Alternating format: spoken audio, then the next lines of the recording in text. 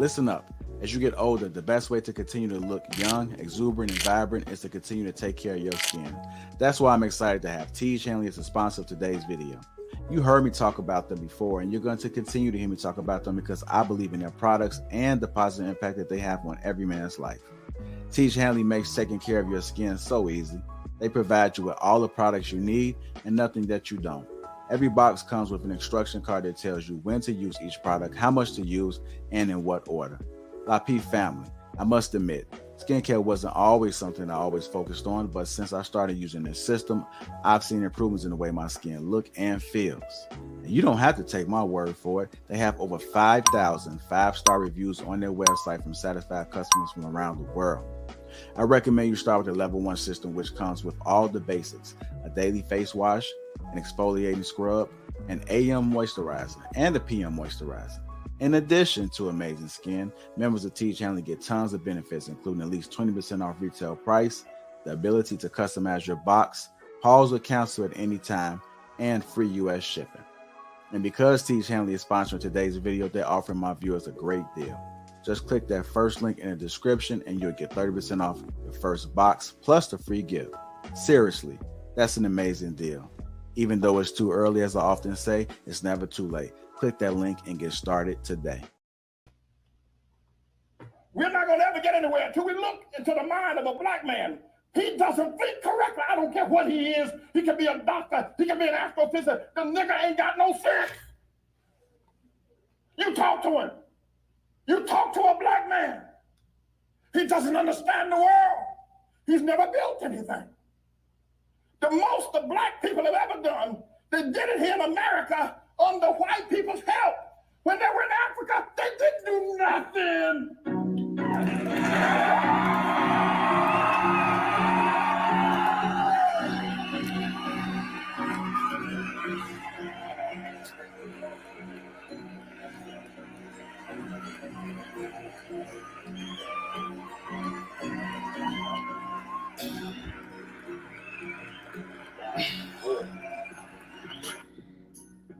What's up, guys? Salute to you all. Salute to you all. Got a great damn show for today. Great damn show. I got an incredible, I would call the gentleman a kindred spirit of sorts. An incredible guy. I've known him for, say, going on almost, Be Brave, a year now, maybe. Be Brave. And the thing I like about Be Brave is he is not afraid to keep it real. He is I would even argue he's the white version of me, to be honest with you. I might be the black version of him. Old school mindset, old school thinking. Not afraid to ruffle feathers, not afraid to tell the truth. And a lot of the truth telling that I do is out of love. I don't like lying to people. If a female asks me, do I look fat in this dress? I'm going to say, yeah, you look fat in this dress. I've always been that kind of person. Listen, even on my own live streams, for everybody who knows me, people already know I'm the kid that screamed out, "The emperor is naked," from the story, The Emperor's New Clothes, whatever. I'm that kid. You can't pull the wool over my eye. And Be Brave is a race realist, and so am I. I love talking about race. I love talking about the socioeconomic and political systems within the Black community. I went to school for it. I have a degree in it. I worked in these fields dealing with these communities that I'm talking about. And I'm very, very proficient in what I am speaking of. I would even say I'm an expert in it. I'm the David Attenborough, the Jane Goodall of the Black community. I am. And if you don't like what I have to say, if you're mad at me, call in. Call in. Stop staying behind sitting and hiding behind the bushes, being mad at me. I don't just like talking about one or two things. I like talking about politics, or global economics or global economic systems. I like talking about what's going on in China. I like talking about so many different things. I love talking about race. I'm what you would call a renaissance man, if you ask me. I would love to do sci-fi. I tried to do a few sci-fi shows over here. Well, correlating science fiction with the Black experience, which I did on the one episode about Afrofuturism and how Blacks should embrace Afrofuturism. And I don't liken myself to the Honorable Elijah Muhammad or Farrakhan, but I believe one day, man, that people will say, hey, man, that guy is like the Honorable Elijah Muhammad. That guy is like Farrakhan. One day, maybe one day. And I have a great damn topic for today. I have a great damn topic, and I'm going to bring up Be Brave in a minute. But I have a topic that I've always thought about, even when I was younger. Can classical music save the Communitah? I believe it can, to be honest with you. I believe that classical music would deter. Is the word deter or detour? Detour is to go off course. I believe it's deter. I believe classical music can save the Black Communitah. I believe that it will reduce crime, increase educational attainment. I believe that classical music might, in fact, be the missing key in the Black community in America. I'm not going to provide a lot of data. I'm not going to provide a lot of facts. I'm just going to talk to you from my own experience. When I was a kid in school, I went to an inner city public school, and it wasn't that bad, to be honest with you. Whenever we got out of line in 5th grade, and I don't want to say the name of my teacher, she's passed away now. She would play classical music.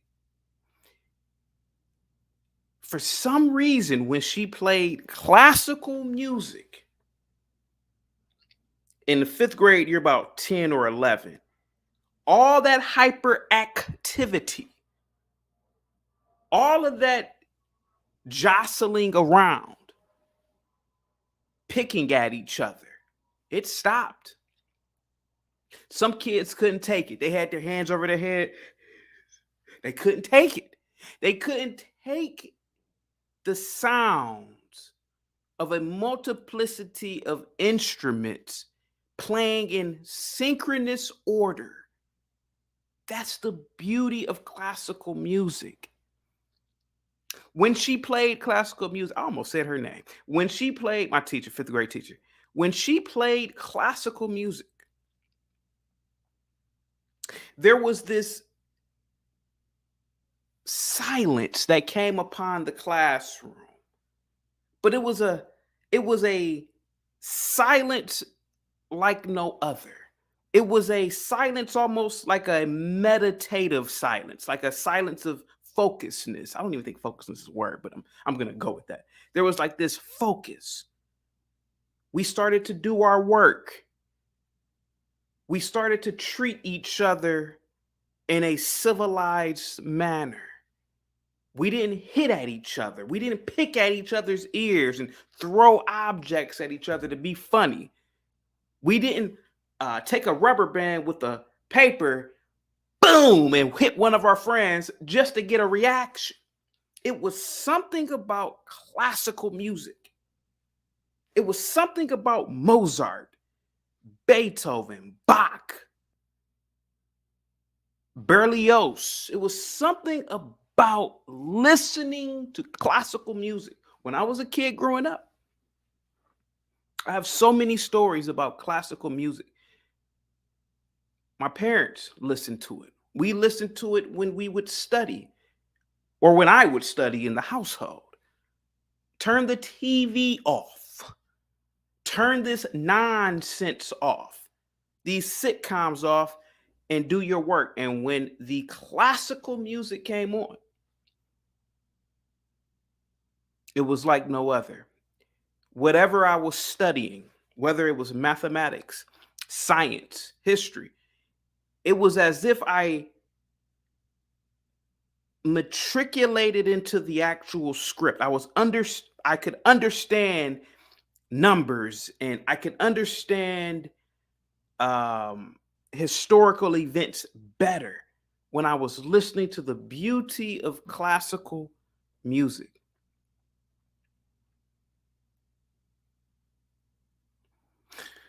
Listening to classical music may actually improve the Black community. Let me tell you something real quick. I'm going to let you guys in a minute, guys. Oh, I'm going to let Be Brave in a minute. A study published in the Journal of Behavior, a study published in the Journal Environment and Behavior found that playing classical music in a subway station in London led to a 33% decrease in robberies, a 25% decrease in assaults on staff, and a 37% decrease in vandalism. Guys, this is from the journal Environment and Behavior. This was published in 2003. Why am I shocked? Or why am I not shocked? Because classical music is bug repellent to the savages of our societies. They can't take that kind of music. They just can't. It's too sophisticated. It's too refined. It makes you think. That boopity boop, bop boop, boop, boop, boop, boop jungle music that we call rap, it's of the primitive state of mind. That's why kids love it so much. When we were kids, you saw every kid in class hitting on their drum, boom, hitting their desk with those stupid pencils.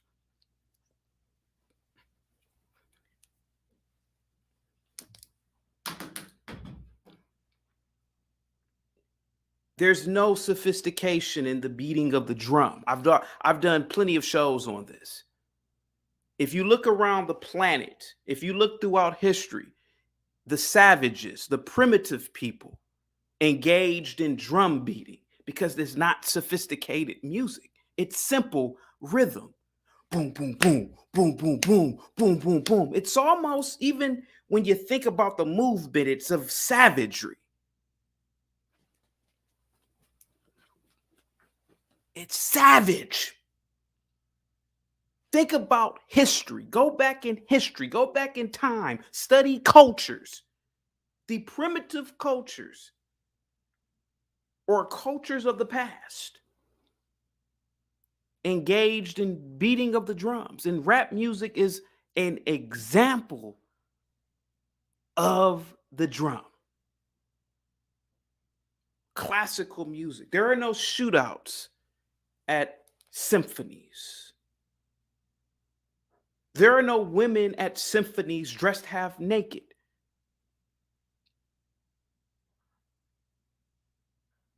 There are no fights. Well, it may be a fight. Maybe, I don't know. Maybe I'm pretty sure there's been a fight at a symphony or two.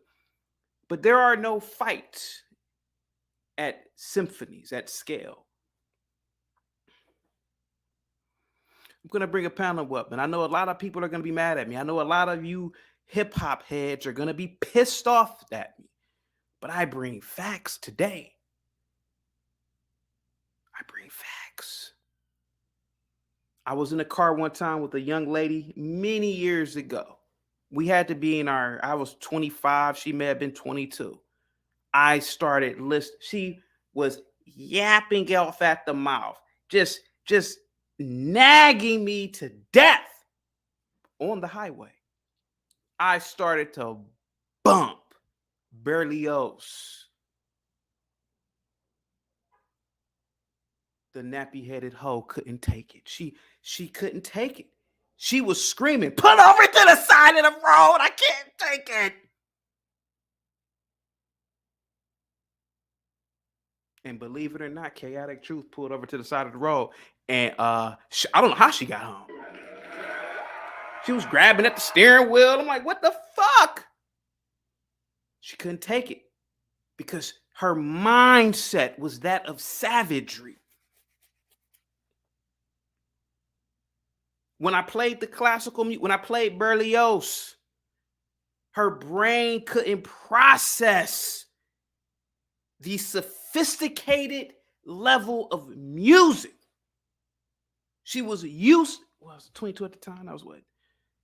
Wow, 22 was what, early 2000s, 2005. I don't know what she was wanted to listen to, but she was nagging me, begging me, "Don't play this. I can't take it. Pull over to the next exit, you nappy-headed black nigga." That's what she was calling me. I said, "Oh, yeah, I'll pull over to the side of the road." Left her ass there.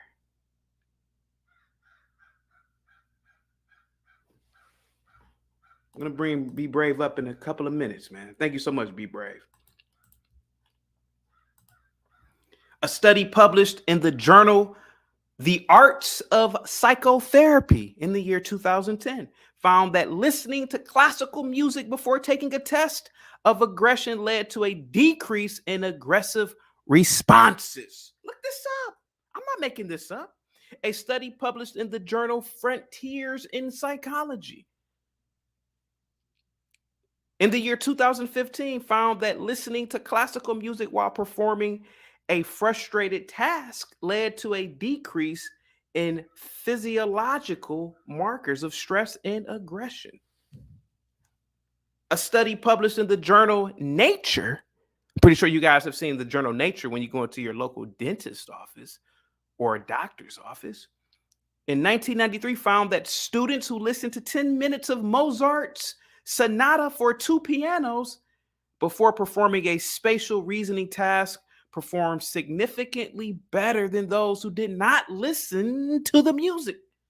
A study published in the journal Learning and Individual Differences in 2007 found that students who listened to classical music while studying for math or for a math test performed significantly better than those who did not listen to music. A study published in the journal Frontiers in Psychology in the year 2019 found that students who listened to classical music before and during a lecture on complex science or on a complex science topic performed better on a subsequent test than those who did not listen to music. A study published in the journal Learning and Individual Differences found that students who listened to classical music while studying for a math test performed significantly better than those who did not listen to the music. A study published in the journal Frontiers in Psychology found that students who listened to classical music before and during on a lecture on a complex science topic performed better on a subsequent test than those who did not listen to music. A study published in the journal Educational Psychology Review found that students who received music training performed better on standardized academic tests than those who did not receive music training. You good there, Be Brave? Okay. Chaotic, what are you talking about? Well, I'm giving facts. You can go look up all the journals I just mentioned. These are academic journals, peer-reviewed journals by doctors, people with PhDs, people with advanced degrees. You want to stop loitering at parks? Play classical music. You want these inner city black schools to perform better? and you want to reduce the violence in these schools and the misbehavior, play classical music in the hallways, play classical music in the bathrooms, play classical music when they start to misbehave in the classrooms. It works. It worked for me when I was in 5th grade. Oh yeah. Oh yeah. Miss Kumar. I'll just say her name. Nah, I don't want to say her name because then you'll really know who I am. She played classical music and it worked. So many of my friends in high school, I went to a good high school, very good. We listened to classical music when we studied, when we went into the library, the school library, after school. We listened to classical music. Imagine groups of little black teens. We're all listening to classical music while we're studying. Don't get me wrong, we did listen to a lot of rap, but it was only in moderation. For example, before I played a little bit of basketball in high school. I was garbage. But before a game, we were bumping. We were DMX. We're bumping all the, Busta Rhymes.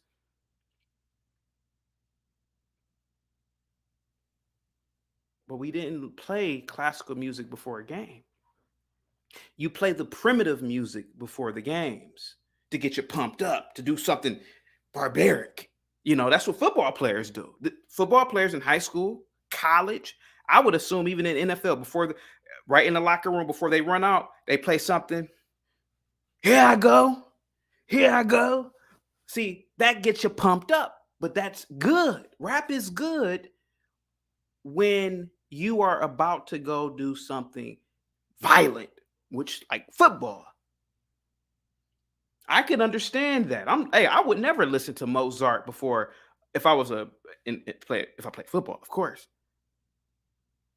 But if I want to do something that's building, I'm going to listen to sophisticated music. You want to stop a lot of this violence in the Communitah, you gotta, at public places, large walking traffic places, play classical music. Let me show you this video, then I'm gonna bring up Be Brave. Give me a second, Be Brave. What's up, Nina? How you doing? Again, I'm almost forgetting, man. Salute to everybody in the chat. Positivity is definitely coming your way. Please, my apologies, guys. Normally I send out my positivity and peace and posterity to everybody. Salute to you all. But today we're over here talking about the Communitah. And I could tell you this, man. Wherever violence is taking place in the community, I'm almost willing to bet at the time it's happening or before the commission of a crime, rap music has been played without a shadow of a doubt. I would say 90, if it's not a domestic situation, I don't count domestic situations as crime. That's more passion, violence. But if there is a crime, like some little hoodlums that are about to go loot a store, some little hoodlums that are about to go carjacking, some little hoodlums that are about to go burn, they're amping themselves up with rap. I'm almost willing to bet.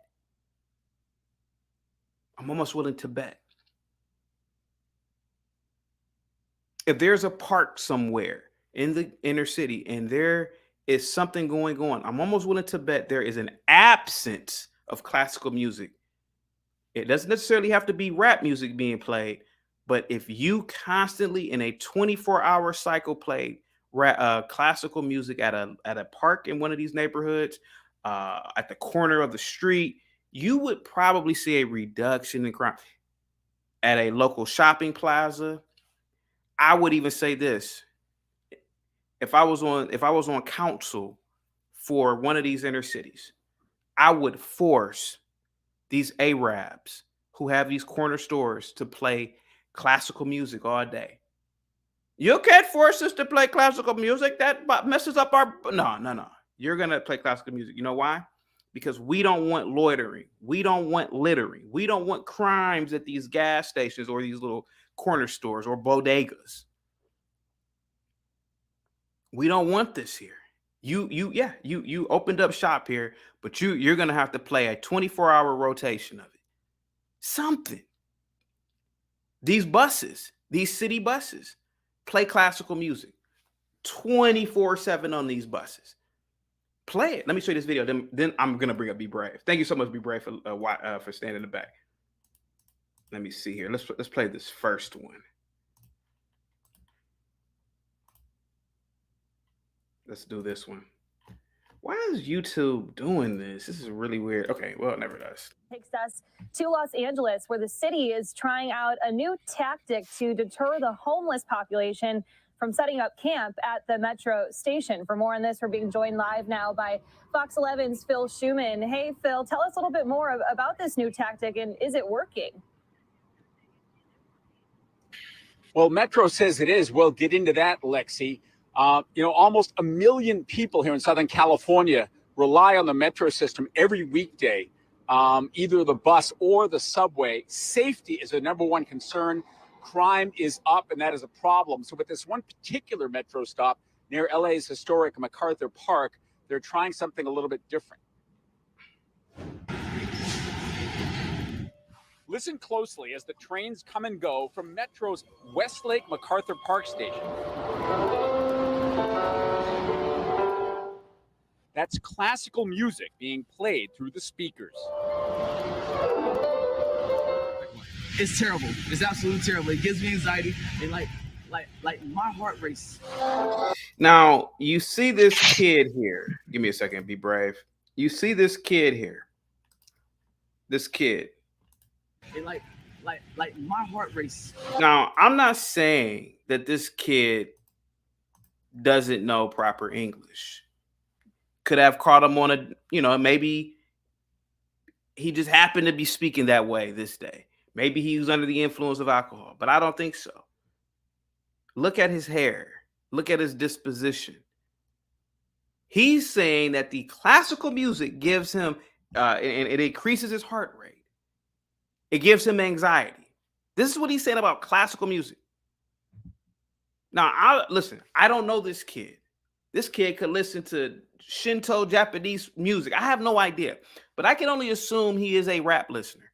So let me get this straight. Rap music doesn't assuming he listens to rap, because I don't know this kid. I'm assuming this kid listens to rap.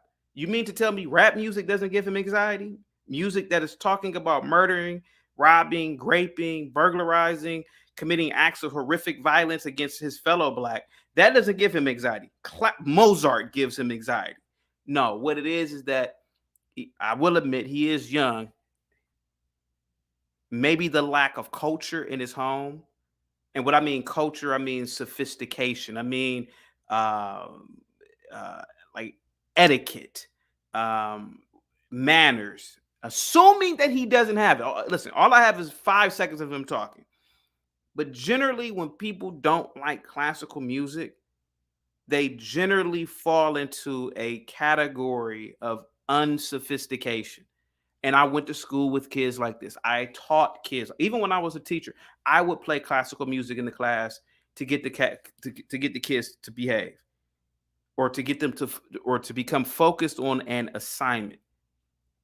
And even when I did that, a lot of the kids, they would walk out the classroom. They just couldn't take it. They would say, "Please, Mr. Chaotic, I can't take that music," because you have a household of ignorance. This music is the most beautiful music on the planet. It really is. And there's so much evidence that substantiates that claim. I mean, if you think about the scores of almost every major blockbuster, the scores are never rap. They are never R&B. It's classical music. It really is. Let me play the rest of this. Be brave. Give me a second. Give me a second real quick.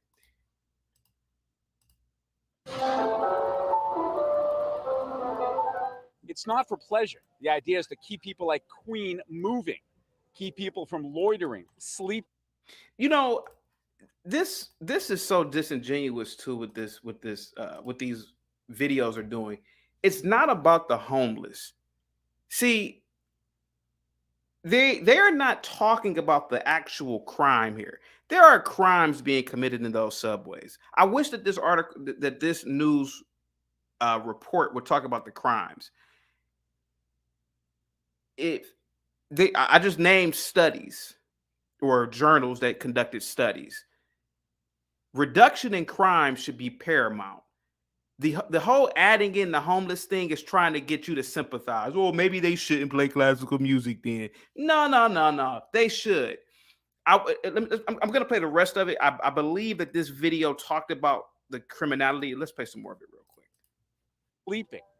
The thinking is the music is only pleasant for brief spurts. Makes sense to regular riders like Jacob Moreno. At the end of the day, it's, I find it like a bit peaceful, but I understand the reason why we have it. It's reasonable, but at the same time, everybody deserves their shut-eye. Metro says the music, please. If they were playing rap, you wouldn't be saying that. Just one part of an overall plan to improve safety, including additional security cameras, new lighting, fencing to restrict entry. The agency, faced with an increase in crime and decrease in ridership, says it's working. The pilot program, begun here at the start of the year, is intended to prevent issues before they occur. Check this out. Early results show that incidents of graffiti, vandalism, loitering, and trash cleanup incidents have decreased by more than 50%. You see this, guys? Decreased by 50%. Vandalism, loitering, graffiti, decreased by 50%. Tell me I'm lying. They should do this all across the Western Hemisphere. In public places, government places, I would even say, public places can be stores as well. Blast that music. Blast. I would blast it at Walmart. But let me play the rest of it. Let me play the rest of it real quick.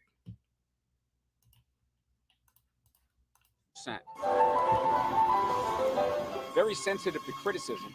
Metro tells me they've actually lowered the volume. Again, in the time we were there, it was barely audible. Some people think the music is cruel. Well, everyone has their own different perspective. But the thing is that if you've seen how it is down here, it's just a bunch of drug addicts, crackheads, and everything. So I understand why they're doing it. Cause Jesus, he's freebasing right in public. Jesus. It kind of it disturbs them, Because if you actually be down here, like, dude, trust me. It's quite an experience. Yeah, it's actually it's horrible if you actually be here in the nighttime. So back live, Lexi, if you don't live in Southern California or Los Angeles, you may not even realize there is a subway system here, but there is, and it has issues, and they're trying to fix them. And you might wonder, why we're not standing in front of the Westlake MacArthur Park subway station or down in the station where the music's playing. It's just simply not safe for a TV camera crew with the attention that we sometimes generate to be in that location. And so it's a huge issue here in Southern California. This is just one example of the things they're trying to do to make it better, safer, and more welcoming, Lexi. Yeah, absolutely, Phil. And of course, safety is always the priority. So obviously, homelessness is such a huge issue in so many cities. How did they even come up with this idea to begin with? Well, it's been done in other mass transit systems, most notably Portland, with mixed results. Also, you may have seen stories in the past in Texas and here in Southern California. The 7-Eleven chain plays classical music to keep homeless people from loitering outside their store. But in those cases, it's pretty loud. And I'm not sure whether it was because they knew we were there today. Who cares if it was loud? So what? So what if it was loud? Because rap music is played loud. Nobody says anything. And look at the chaos. But you see here, wherever they've done this, that I've shown and or said with the journals, with the peer-reviewed journals, has showed a net positive for that community or for that business, etc. Let's keep on playing it real quick. Reporting on this, or whether there was a problem with the system. But this was not like music that was blasting that would make you uncomfortable to stay in one place. I mean, as I mentioned in that story, you could barely hear it. So their claims of this huge success without really the statistics to back it up, I'd like to look a little bit further into that. Yeah, very interesting. All right, Fox 11's. I have one more video to play. Be brave. Give me 1 second, bro. Let me see. This is from 7-Eleven right here. Here we go. As classical music plays, this area is emptier than usual. And now since they have this music going on, we have less traffic now with the homeless out here. Just like opera. I don't like opera, by the way, but 24/7 to deter homeless people from being in the area, which he says is a big problem. Especially a lot of my female customers and my young customers are scared to come here because there are people constantly hanging around in the parking lot soliciting for money. He tells us he's had to pay a professional to clean up needles. Others who work nearby say they've been attacked. So I had to carry this big old knife with me just to defend myself. And I mean, it's sad that you have to do that. Patel says he started playing the music about 10 days ago and got the idea because other store owners have done it. Studies have shown that the classical music is annoying, opera is annoying, and I'm assuming they're correct because it's working. Some people think it's a good thing. It's helping out. It's not annoying to us because they don't bother us, but it bothers probably them because they're doing the drugs. Real quick. All I want to say is, guys, before Be Brave gets in here, is that if there are a lot of events that take place in particularly the inner cities as well, block parties, events at parks, I'm telling you, if they play classical music, a certain element of people would not show up. And that's a good thing, if you ask me. You hear, for example, Juneteenth. I did a Be Brave. You know about the show I did on Juneteenth. Did a show on Juneteenth. And at two events, one of them was in Chicago or a little bit outside of Chicago. There was 19 people shot. 19 people shot. You know why they were shot? Because they were playing boobity boop music. Motherfucker, you're playing primitive music. Music that evokes a primitive state. A very emotional music. And again, prove me wrong, somebody that calls in. Name me the symphony. Name me the event where classical music is played and somebody is shooting it up. Name me a murderer that has killed somebody and right before he was bumping classical music in his car or her car. It could be a woman. Name it. But I'm almost willing to bet if there's some sort of cookout, some sort of event in the Communitah, and there has been some sort of crime, I bet you rap is being played. Real quick, Be Brave, did you know that one study published in a journal called Early Childhood Research Quarterly found that babies, this was from 1987, babies that listen to classical music, obviously the parent is making the baby listen to it, the baby can't, found that babies who listen to classical music for 30 minutes a day for 6 months had higher IQ or high Q scores than those who did not listen to classical music. Another study published in the journal Intelligence, I'm pretty sure everybody has seen this journal, in 2007 found that babies who listen to classical music for 10 minutes a day for 10 weeks had higher IQs than those who did not listen to classical music. Now, I will say this, growing up in the Black community, Be Brave, and I've witnessed this, a lot of women, particularly single moms, they will, and I've seen this and it disgusts me, they will drive their cars and they will have some of the most vulgar music, rap, playing, and there'll be a little baby in the back seat. I'm like, what is wrong with this woman? What does she think? What does she think her baby is, a toy? Her baby has a brain, a developing brain, and the words coming out of the stereo have meaning to it, and it's very negative energy, very negative rhythm. But go ahead, Be Brave. What say you, sir, about this whole topic? Go ahead, sir. Well, I can assure you, when they're playing that music and their baby's in the car, or their 2-year-old, 3-year-old, or 4-year-old, I don't even care if the little 4-year-old is enjoying it. The 4-year-old isn't enjoying it. The bass beat is upsetting the child. Okay. There's no, just study it. Anybody can study it. I really didn't either until you're bringing this up. But they call it war drums for a reason. The first thing you learned about Indian movies when we were kids is, okay, the Indians are going to kill people, and they always put before that war drums. So this isn't kid stuff what you're speaking, and I appreciate your suspicious mind kicking in when you said that them bastards that are talking about homeless and classical music. They didn't bring up any criminology. You caught them. You busted them wide open on that, CT. I didn't even think of that when I was watching it or listening to him. I'm going, God, that was gross. It's like they just can't really get into the meat of what needs to happen. It's a calming effect. I've listened to, and I'll tell you what else is calming outside of classical: flute and cello, flute and piano, just flute music and bagpipes done You mean right. just solo, like a solo Or two or three instruments, or bagpipes with a cello and stuff. Play it, just tap it up, folks. It don't even matter the name. I don't even know the name of the songs that I listen to. I just got them on my favorite, and bam, I don't even care where it goes. So it is, and when you say it's a maturing process, there's no way around it. It's calming you down. And I would say, like before an event, it was funny. Before an event, if you're having a June 19th, as the event gets going and people are ushering in, have some classical music playing for at least 20 minutes.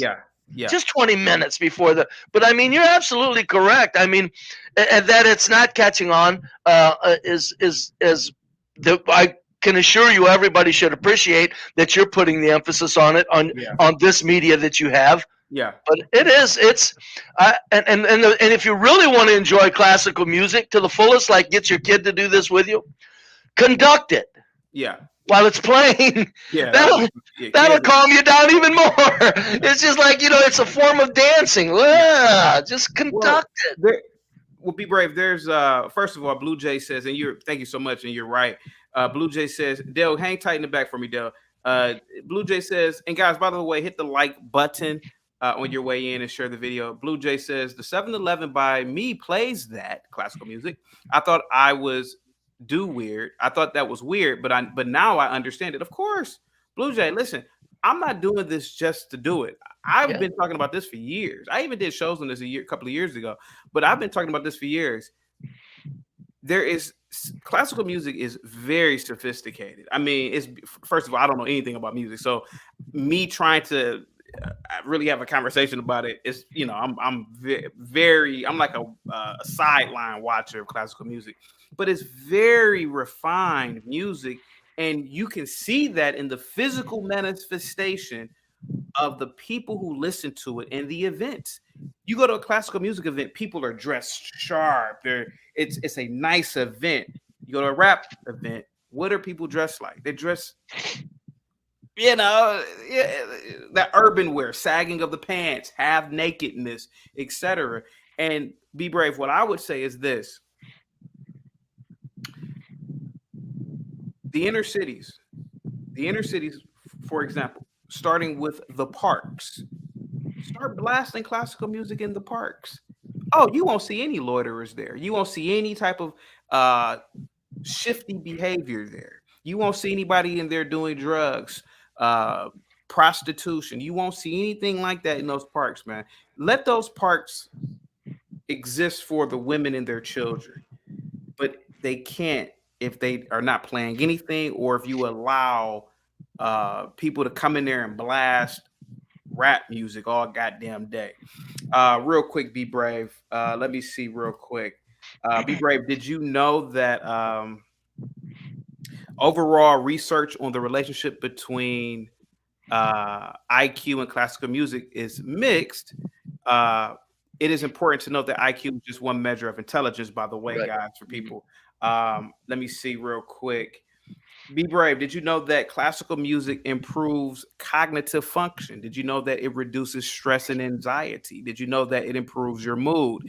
Did you know it boosts creativity? Classical music has been shown to boost creativity and problem-solving skills. This can be beneficial for tasks that require creative thinking, such as brainstorming new ideas or writing a report. Be Brave, real quick. DJ Mike from Boston with the $5 super chat says, do you think the drums used in rap are related to the primitive drums from Africa? Yeah, I said that earlier. I said, yeah, Be Brave.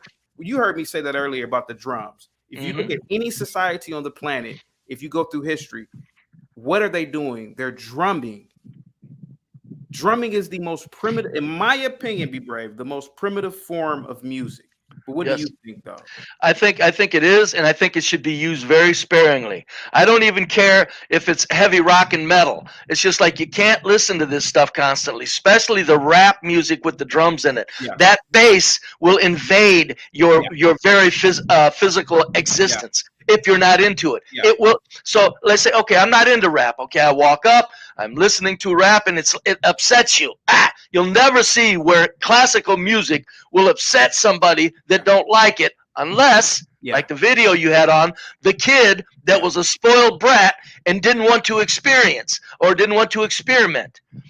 I've been listening to classical music for 2 hours a day for years. Yeah. It's just that's my drinking music.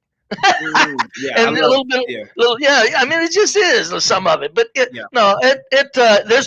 no doubt that bass line in rap is destroying people's minds, and people when they're in their houses and they're feeling that bass, folks, they're not understanding what's going on. They just know that it's a little bit of an annoyance, but they're not really adding up what that annoyance is doing to you day in and day out. I'm not lying, Chaotic. I won't tell the story again. I almost got myself killed because of a bass line. And they stopped it. What I did, what was crazy, and I'd get killed today. They'd shoot me. But what I did, but I'm telling you, I said, no, this ain't happening. I'm not feeling your bass inside my house. Yeah. I was younger. I said, let's get it on. Yeah. And it stopped. Yeah. But no, it's very, we're not appreciating the danger of constant bass lines. We're not understanding it, and the classical music is nothing but. Of course, it increases your intelligence, your IQ, everything, concentration, everything about it is soothing. I mean, like I said, it's just you should at least listen to classical, a little bit, and like you said, in the schools, I think you're onto something here, CT. They should have a classical appreciation starting in first grade. Yeah. First grade.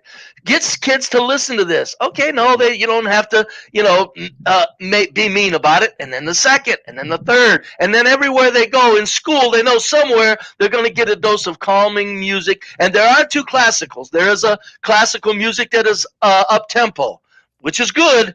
But I'm very much in favor for kids, the very slow, classical, flowing music, like I said, with flutes and cellos. I mean, you're onto something there. That they don't have that in schools. No, they should. CT, in our little conspiratorial minds, the people that run things know this about classical music. Yeah. Give me 1 second. Go ahead. Give me 1 second, real quick. Be brave. Japrice, is this you? Yes or no? I don't want to get bombed. Is this you? Yeah. Okay, hang tight. Is it possible for you to get on camera as well or no? How about this? I'm going to bring you and Dell up in like 10 minutes anyway, so just let me know via chat. But if not, that's fine. Okay, hang tight for 10 more minutes. Okay. Okay. This should be a no-brainer. Putting classical music in with kids. It never occurred to me until you brought it up. I believe that it should be a no-brainer. It's amazing. I believe that a lot of the smash and grabs, or what do they call it? The mob things, flash mobs. Wherever they end up. I believe, and hear me out for a minute. Be brave now.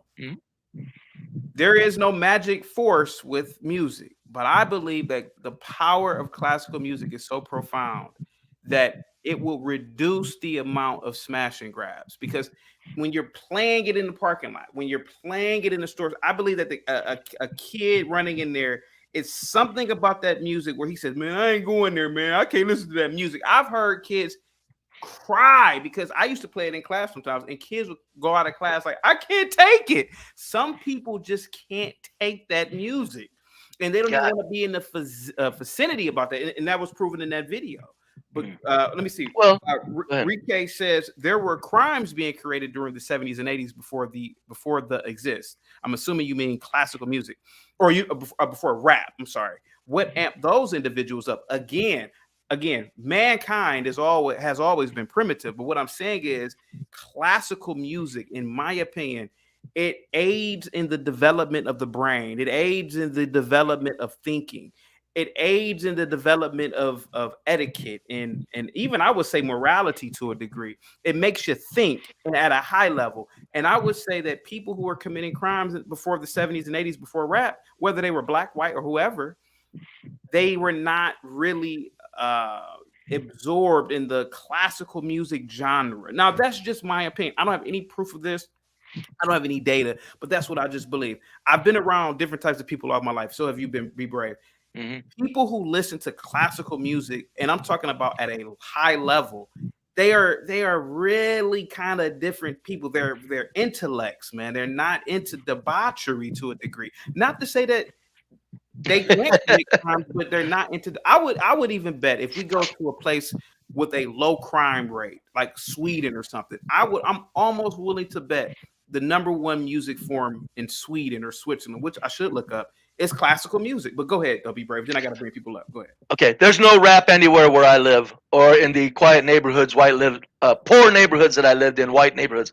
There was no rap. There's no rap where I live now. And in the days before rap, there was less. I know there was concentrated crime, but now crime is everywhere. Guess what else is? Stupid rap music. So I mean, it's just the whole damn thing is just too obvious to deny. I would say that if you really at with your show today needs to get people to just try it for 10 minutes, put it on and see. And if your kid can't handle it, you need to calm your kid down. And I would suggest, before you bring somebody up, I'll wrap this up, get your kid. This is a form of dancing. You can trick your kid into classical music like this. If I had a kid, this is how I would I should have 100 of them. But if I had a kid, this is how I would trick him into classical music. I would say, I want to see you dance to this very carefully. I want to see you conduct this, because conducting means you're using your mind and you're the head of the orchestra. You're the main man. I want to see you conduct this. Get that kid to conduct that, and you'll see how quickly he taps into, like, he's flowing with where it's going. I mean, that I would trick a kid. Try that as just as a suggestion, as an old trickster. Get him to conduct some classical music, even if he says he don't like it. Say, but would you do me a favor, because I know you're a very rhythmical, creative little kid. Please conduct this for me. I want to get this on video. He'll do it, and he'll do it for 10 minutes for you. Next thing you know, he's enjoying classical music. Just a suggestion, if you want to get him into it. That's for people listening, man, who have kids, and that's a good suggestion. Yeah, do that. Brave, Austria, home of Arnold Schwarzenegger, is the #1 country for classical music, meaning that is the #1 music that is listened to. Guess what the crime rate is? Way low. Very low. Very low. Guys, hit the like button. Salute to you all. Thank you so much for the super chat. Hood Servative, hopefully you can get on camera. I'm going to bring people up in a minute. Be brave. Real quick, I was going to say something else. I don't know. Yeah, I don't have it on screen. But nevertheless, I think we should bring people up. Oh, sure. Let's bring up Dale. Let's bring up Japrice. Hello. Real quick, Dale. Hold on for 1 second. Let me make sure that this is Hood Servative. Can you unmute real quick? Hood Servative. You're on mute. Okay, I don't know what's going on with them. Go ahead, Dale. What's up, man? How you been? Real good, real good. Well, that's good. That's good. It's good that you're talking about classic music, because I love classic music as well. Yeah. Like classic jazz and the symphonies and everything like that.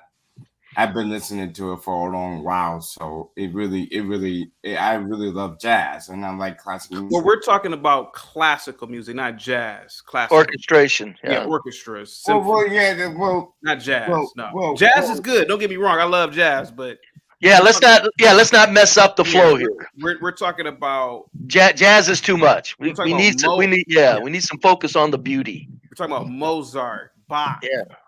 I would even argue that John Williams is our Mozart of today. You know who John Williams is, Be Brave and Dale, right? Chaotic, I kid you not, I don't know who anybody is or any titles. I just know I hit the button, and if I get classical, I'm in. Yeah, John Williams is. I would argue he's the modern day Mozart, modern day Beethoven, modern day. Wow. He's the guy who does all the scores for Star Wars. There you go. Yeah, but Dale, we're talking about classical music, not jazz. But go ahead. We can talk about jazz in another episode. I love jazz. In another episode, we could talk about that. But what I'm saying is that I've been listening to classic music, and I think that people should listen to it and all that kind of stuff. Like, for example, if you was looking at the symphony when they had to like the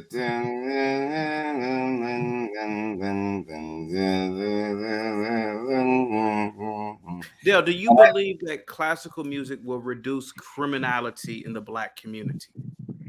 I pray that it does. Okay. I pray that it does. Like I said earlier about hip hop music, which I don't agree with what you said, but I still believe that classic can help the community. I pray that it does, because we really need to teach about the symphonies and what they play with, and how the horns cohabited with the strings and different people playing different classical tunes with it. I think it's amazing how you can just sit back and listen to it. If they can handle it, they can. But if they cannot, then we listen to it again so that way you get a better understanding of it. Yeah. Do you? What did you think about the videos that were shown? The videos where in the subways, the 7-Elevens, different places across the country, they are playing classical music to stop people from loitering. I think it's a good idea. I think it's a good idea to do something like that, because we definitely need it here in DC as well, because we're not producing it here in DC, but in other places, it's a great thing to do. Okay. You can play, the song. I don't know what symphony it is, but it gotten into my head when I heard it the first time, and then people were just like, and the conductor was conducting and like,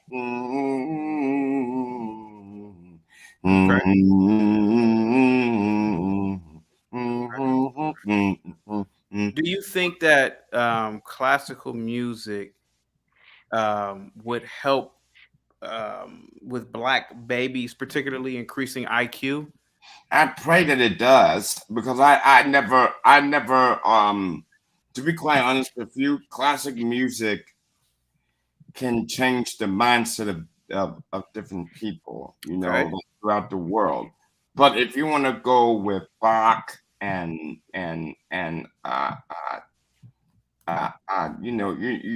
Sakiyaki or whatever the classic music that you go to, you can teach them about it, and they would get a feeling of it. Like, for example, how the horns are being played. When you play the horns and everything. I got a horn here, but how they mix it up and everything. How the horns go with the strings and everything. They may have to look at the notes and everything, and they may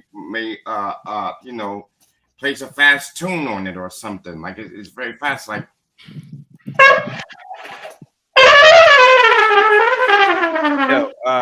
Hold on for a second, Dale. We're just talking about classical music here. We're talking about I mean, don't get me wrong, man. I rock with your jazz, trust me, man. But we're solely just talking about horns are part of the classic music. Right, I get that. Right, I get that. Because they play so well, and then maybe that's a classic music song, which was a Christmas song, by the way, and it's called the Nutcracker, and that song had a little bit of an each point to it, like dun dun dun dun dun dun dun dun dun dun dun dun. Dale,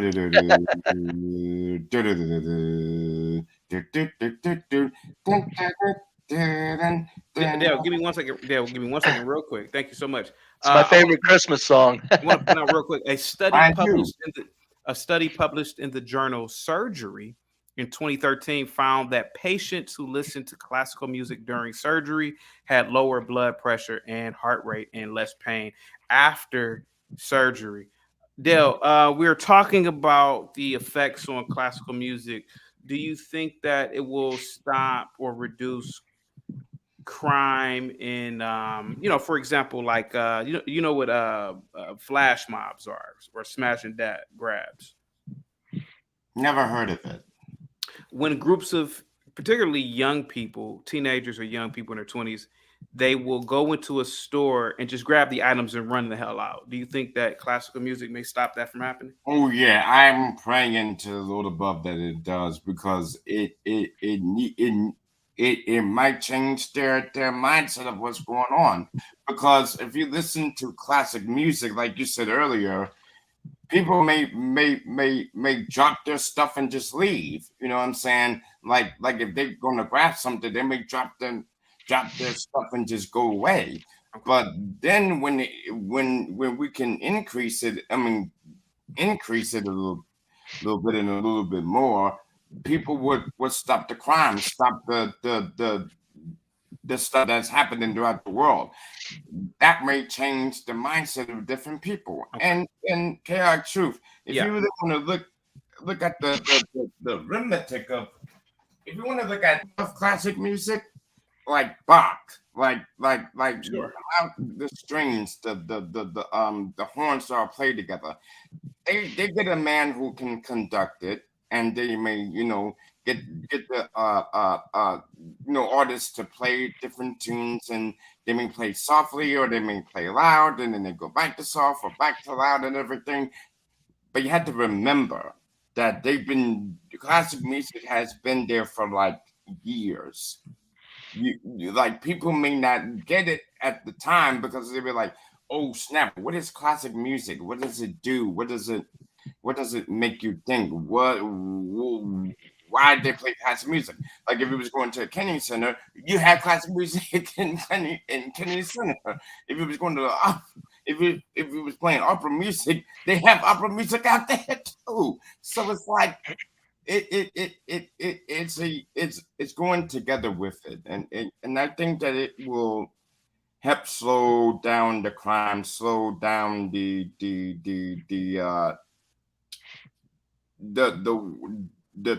troubled world that we're living in, and then it will gather people together and say, hey, you know what? Maybe I shouldn't do this. I might want to do that, or maybe I shouldn't rob the store. Let me go ahead and just buy it, instead of just Possible. Yeah. you get it. If Yeah. if it's possible. But Possible, maybe yeah. they would change their mind and be like, I'm listening to classic music and I don't know what it is, but you know what? Let me just pay for this instead of just robbing it. Or they may play, or they may tell their friends, hey, I got some classic music for you to listen to. And they may not even know, but you're teaching them. And they sympathize with it, like the Christmas song. And that's the way that classic music was brought up, and I listened to it. But my mama never played classic music. She always played R&B and all that kind of stuff. But that's a different story. But classic music, man, do I love it. Okay. I love classic music. Japrice, what say you, Japrice?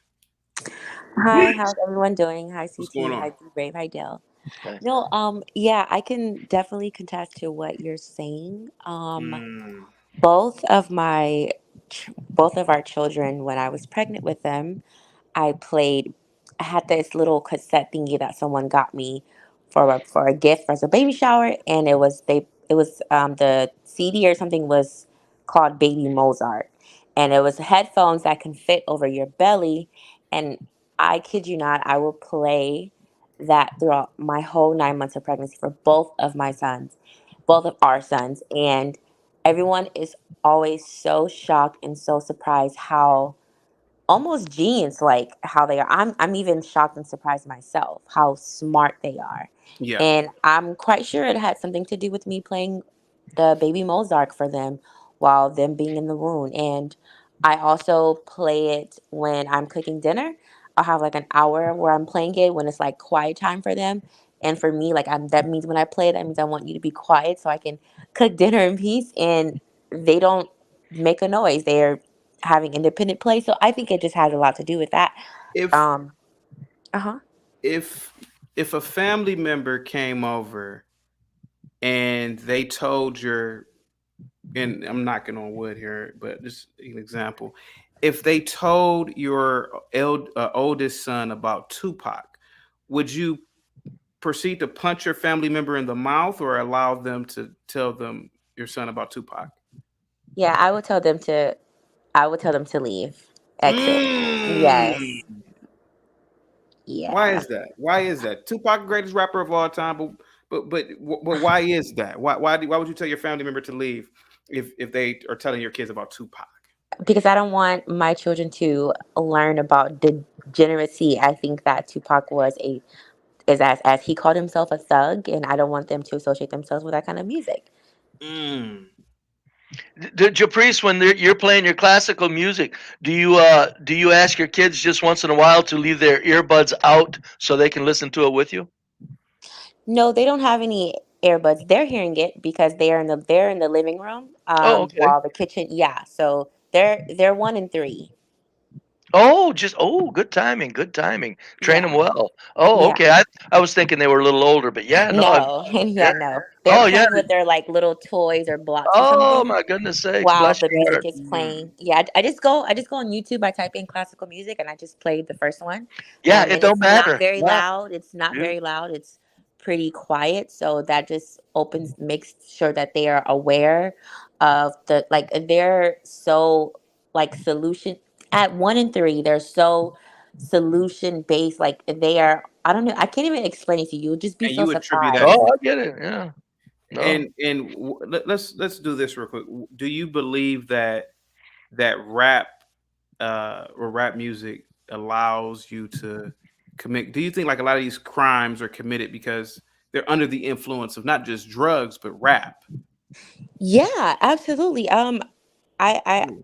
I've had a cousin that is supposedly a reformed Christian. He was like a hardcore rapper, and I remember talking to him. And he said that before he would go and do these drive-bys, they will get high and listen to rap really loud and pump themselves up so they could be able to Mm. go and do that crime. Yeah. I don't know if you noticed too, like in the gym and specifically my That's what I gym. talked about earlier about gym and Yeah, okay, I didn't hear that athletics. part. In the Yeah, gym, my gym plays like rap, like all kind yeah. of crazy music, Ah, and I'm God. like, it's so loud, and I guess that's what I makes believe, them go hard. but to a degree, I believe that rap is fine in a place like a gym, right? People at the gym are coming there to work out Yeah. and they're relieving their stress with iron. Yeah. There's not really going to be a shootout or a fight at the gym or a Yeah. football game. I get it there, but go ahead, though. Well, let me say this with that gym and the rap right quick. I would not want rap in my gym. I've never worked out, but I've looked into gyms. No, I would not want rap there. I'd disagree with you on that, CT. I'm telling you, if they played rap, I would file a complaint because all you got to do is put on some sort of classical music, and your whole thinking, because when you're lifting, I have lifted a little bit, you're concentrated on muscle form and movement and good quality movement and slow quality movement to enact all your muscle groups. You don't want some stupid. I would complain. I'm with Japrice. It would drive me crazy. Yeah, that'd drive me crazy. I listen to more like EDM when I'm working out, like EDM music. Sometimes I listen to some, I ain't gonna lie, but I will listen to like a Pac song or something. Really? But yeah, I can't listen to classical while I'm working out. For Yeah, some reason, no. I can't do it. No. I don't know. I tend to listen to podcasts or a podcast. Yeah, most of the time when I'm at the gym, you are live, so I'm either watching you or I listen to like Afro beats or something. But most of the times it's like a podcast or someone's live on YouTube. Yeah, I can listen to regular music if not classical. I couldn't take the rap though. Go ahead. I kind of disagree with the rap with hip hop, doing crimes and drugs. But that no, but go ahead, Dale. Tell us why, because that's the focus of the conversation. Because here's the thing, right? Right, and I'm an hip hop artist, so I don't agree with that rap music, make people want to do crimes and drugs and all that kind of stuff. Because hip hop music, if you look at the meaning of hip hop, is actually high infinite helping healing our people. That's the meaning of hip hop. But I think hip hop makes you dance, makes you want to groove, make you want to, do a record with people. I discovered hip hop by the age of 9. And like I was discovering different artists by the age of 9. And shout out to my mom who gave me music. But I didn't believe that hip hop music was actually talking about, shooting people and all that kind of stuff. I thought that hip hop was just healing the people, make you want to dance, make you want to, shake hands with somebody and make you think about, what lyrics that you can put onto. But if that's just your opinion, then I can respect that. I just don't agree with that. Well, Dale, you're saying that rap music isn't about shooting and killing people and destroying the Communitah? Right. Okay, It's not about that. Can you do us a favor? How about this? Do you mind looking up a song for me? It is called Spice One, A Nigga's Got No Heart. Do you mind looking that song up for me real quick? Yeah. I'll look it up to you on my iPad and yeah, sure. That's totally fine. Because maybe Dale is right. Maybe what Dale is saying. But let Dale look it up. Dale, the song is called, the artist is called Spice One, and the name of the song is called Caprice, A Nigga's Got No Heart. Nigga's got no heart. You got to remember. Oh, I'm sorry. Go ahead, CT. I was gonna wait to Dale. Oh yeah, right quick. I'll make it. You got to remember also what's going on with rap is when it's played, a lot of these people, millions of them, hear it all day, all night, all day. It's gonna drive them crazy. There's no getting around it. I don't care if it's acknowledged or not. It makes you have road rage. Yeah, it's crazy. It's crazy. While Dale is looking that up, I want to put something out real quick. Some studies have found a link between rap music and violence. Of course. For example, a study published in the journal was called Aggressive Behavior, in 2011 found that listening to rap music with violent lyrics increased aggression in participants. Another study published in the journal Criminal Justice and Behavior, it was published in 2014, found that adolescents who listened to rap music with violent lyrics were more likely to engage in violent behavior. Another study published in the journal called Communication Research in 2016 found that listening to rap music increased aggression in participants. Yeah. Rap music is abusive to children and too much. If it's too much all day, every day, everywhere, that's child abuse. And I don't care. Just do a study on it. Find out for yourself, folks. There's no way around it. A child cannot comprehend that bass going into its physiology and disrupting it. All it's doing is copying, mimicking adults, when in reality, it's upsetting their very nature and their flow through of calm energy. I have the lyrics. And I'm going to read them. Okay, please read the lyrics for us, Dale. Go ahead. I'm a stick up in this game. I take no mother lover short and you don't want to use a curse word, or I don't because I'm on your Oh no, you can you can curse. You can curse. Yeah. Oh no. I'm not going to. So sorry. Wait a minute. So Dale, wait a minute. You're losing it then. So Dale, are you clearly rap has vulgar language. Would you agree? Yeah, it does have them, but I'm not going to be the one that's going to put it in my records, you know. Respectfully, earlier you had just said that rap is about holding hands and coming together, correct?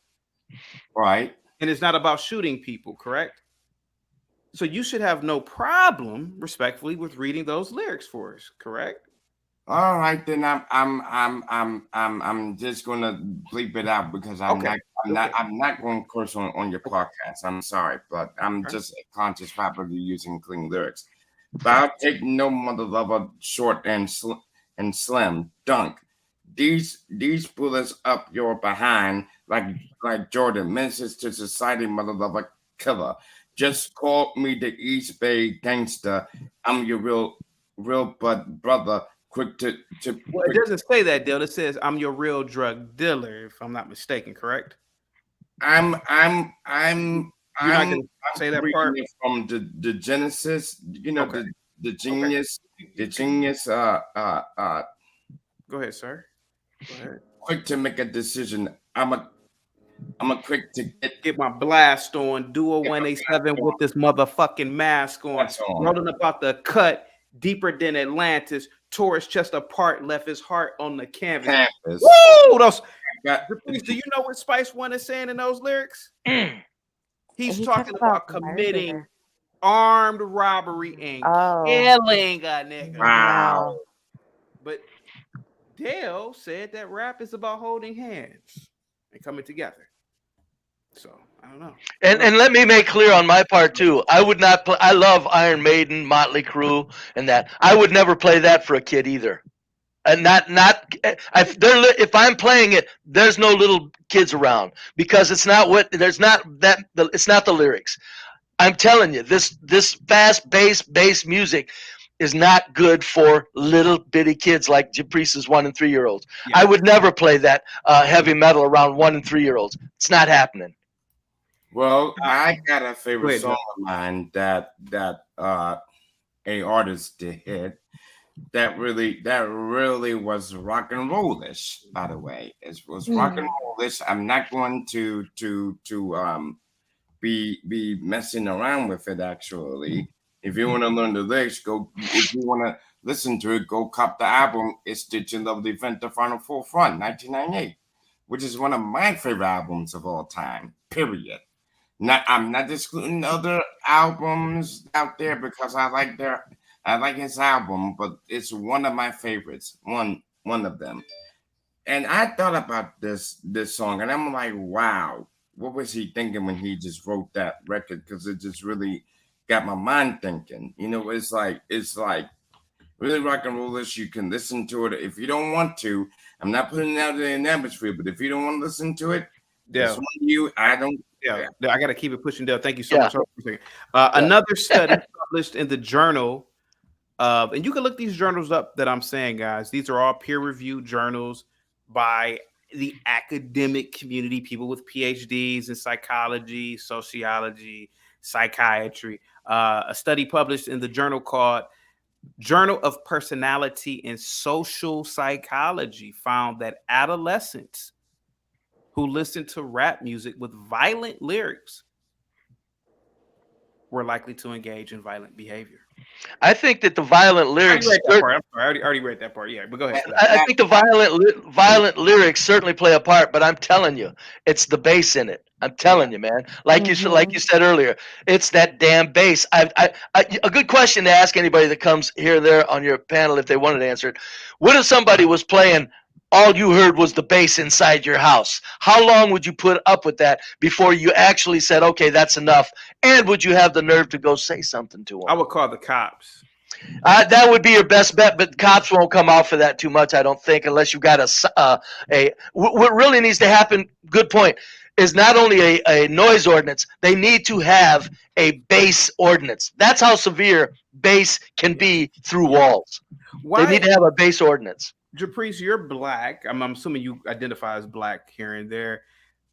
Why is the black man so fond of rap music? I think because it speaks to their inner violence, like their inner, because most, I don't know if I should say most, but black people as a whole are just a violent group of people. So I think that, it speaks to that part of themselves. They can, they can relate to it. I don't know. If I'm not mistaken, I think that bass that Bree was talking about is 808. It's like 808 bass? Whatever. I don't know, whatever it is. But they love that bass. They love the bass. They have it in their cars. They go and get that, that extra bass in their cars. Honestly, I think it goes with their inner violence. It brings it out. Because I know black men are so obsessed with hip hop and rap. And honestly, I'm just as curious as you. And I've always wondered why they like playing that like they will be driving down a school zone Yeah. going And 70 with their extra boom I boom don't know extra about 70, bass. but go ahead. Yeah, they'll be oh yeah. Out here in LA, they go 70 in a school zone. Oh wow. But I don't think that that's normally the With their case. seat all the way back, yeah. It goes hand in hand. Maybe smoking a black and mild in the morning, or maybe even a blunt or whatever you want to call it. Do you think that, and be brave, do you think that there is, okay, so for example, right, there are things from childhood that we still enjoy. Like, for example, to this day, I still feel nostalgia watching Star Trek: The Next Generation because I was a little kid watching it, right? I still feel like a kid sometimes when I'm watching it. Do you Yes. feel like rap to a degree is something like that? Like, it's because you grew up listening to it, it makes you feel good too. Like, it makes you, but in to a degree, it's still childlike too. But what do you think? It's exactly right, and the very saddest part about it is you're, as a kid, you're attaching that much loving emotion to it. Because I watch Andy Griffith, I can watch him all day long. Yeah. That's 60 years old. That's because Opie and me were the same age when he was on Andy Griffith and Beverly Hillbillies. A feeling like you said, CT, comes over me. I go right back into my childhood memories of my mom bringing me a peanut butter sandwich on the couch. Yeah, and the sad part about it is you're correct. They're listening to this when they're young. They develop almost a divine love for it. Next thing you know, they're into it as deep as you can get, when in reality, again, look it up, that bass is destroying their physiology and their calmness of mind. And they're loving that. So I mean, it's like they're in. I think rap is an attack on the black community, and that's all I'll say about that. The way it's used, I think it's an attack by the people who can attack. I think it's an attack on the black community. I've always thought that. It's just too weird. It's too weird and violent, and that bass, that's just too prevalent now. And I know they know what they're doing. And you've heard people say, well, and I don't care if it's even positive lyrics. I would at least rather have the positive lyrics, but you've heard people say, I can't positive lyrics, they won't let me. It doesn't matter. I'm telling you, these people know what they're doing. Black rap music, I don't care. White kids step back when they use it. They step back and go the positive way then. Okay, we'll have fun with it. Now black kids are going that's their church. They know what they're doing. Japrice, why do you never, or why is it that we never hear of shootouts at symphonies, Japrice? Obviously, I think because of the music, of course, and the crowd. It's a different type of crowd. That's the only thing I can think of. But they are human beings, so what's so different about Yeah. It's the rap. It's it's the rap. I think it's the rap. I think it brings out that, it pumps you up. It makes you, it becomes it just brings it out of you. It just brings that violent out of you. Yeah. And 'Cause, now if you think about it, like, what do you call it? Football players, basketball players, when they're in the locker room, what do they play? They play Right. rap, hip hop, to get pumped up, to go out and beat their opponent. Yeah. And look at the lyrics. The lyrics are so devastating now. Okay, I'll stand on it. I'm sure it's the bass that's killing kids, but now the lyrics added to that, it's like, wow, you can't get away from it. I rock with Dale heavily, but isn't it fascinating when you ask people, well, just read the rap lyrics if they're not violent or if they're not overly sexual, and then you have people read them. Then it's, I don't want to read it. But ask someone to read, soft rock or heavy metal. I would even say heavy metal. It's just love. It's silly love songs is all it is. It's country.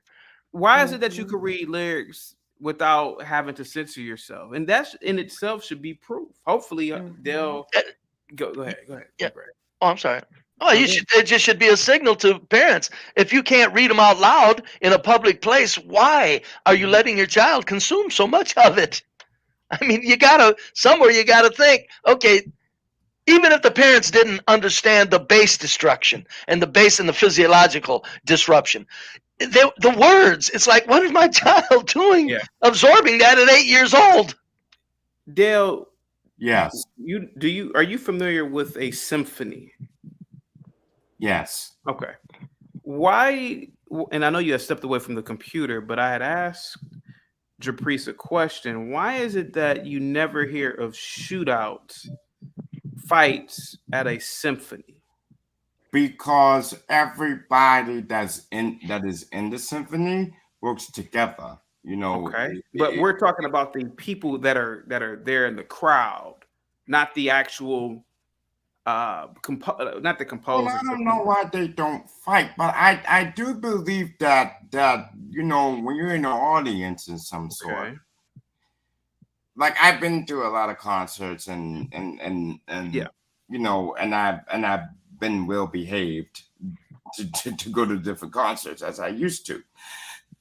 Normally, when you're in a concert, you don't see things break out. You only see crowds getting wild and having a good time and whatnot. They get their drinks and they see the Ferraras that they want to. Whereas symphony-wise, you don't see no fighting. You just sit there and they stay a little quiet or whatnot, and then they go back to their ways, and then they go home. So does that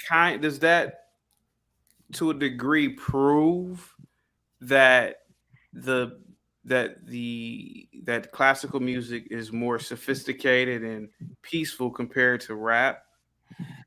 Well, rap does the same thing. It is when you're going to. Maybe they do have break fights at concerts, which I never heard of. At a rap concert, you never heard of a fight at a rap concert or a shooting at a rap concert? No, never in my entire life. I never heard that. Nobody informed me. But if it does, but if it did happen, I pray that it didn't.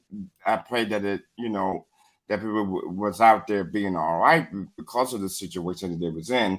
But and you know, when you're in the crowd or in the audience or whatnot, you're there to just entertain people. Whereas hip hop is concerned, I'm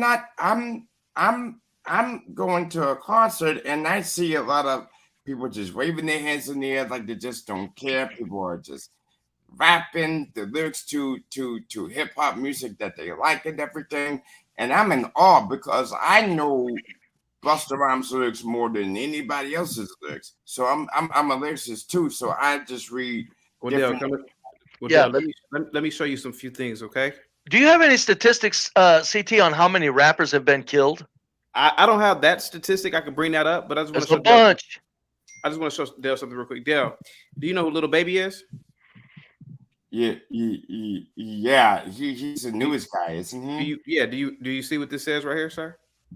Wow, shooting at a Little Baby concert in Memphis may be premeditated. Wait a minute, bring it back. Bring it back. Okay. Yeah, let me bring it back. Bring it back because the YouTube didn't bring it back, and I was reading this so very well. Yeah.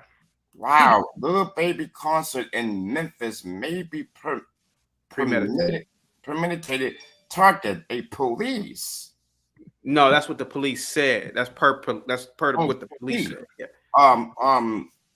Bring it down just a little bit. Yeah. So you want to bring it down? Okay. Yeah. Bring it down just a little bit. I want to just read it. Okay. Read it. Via screen. Okay. I have my reading glasses on so I can read it better. You know, it's better up close. I could take it off if you want, but bring it back up. Yeah.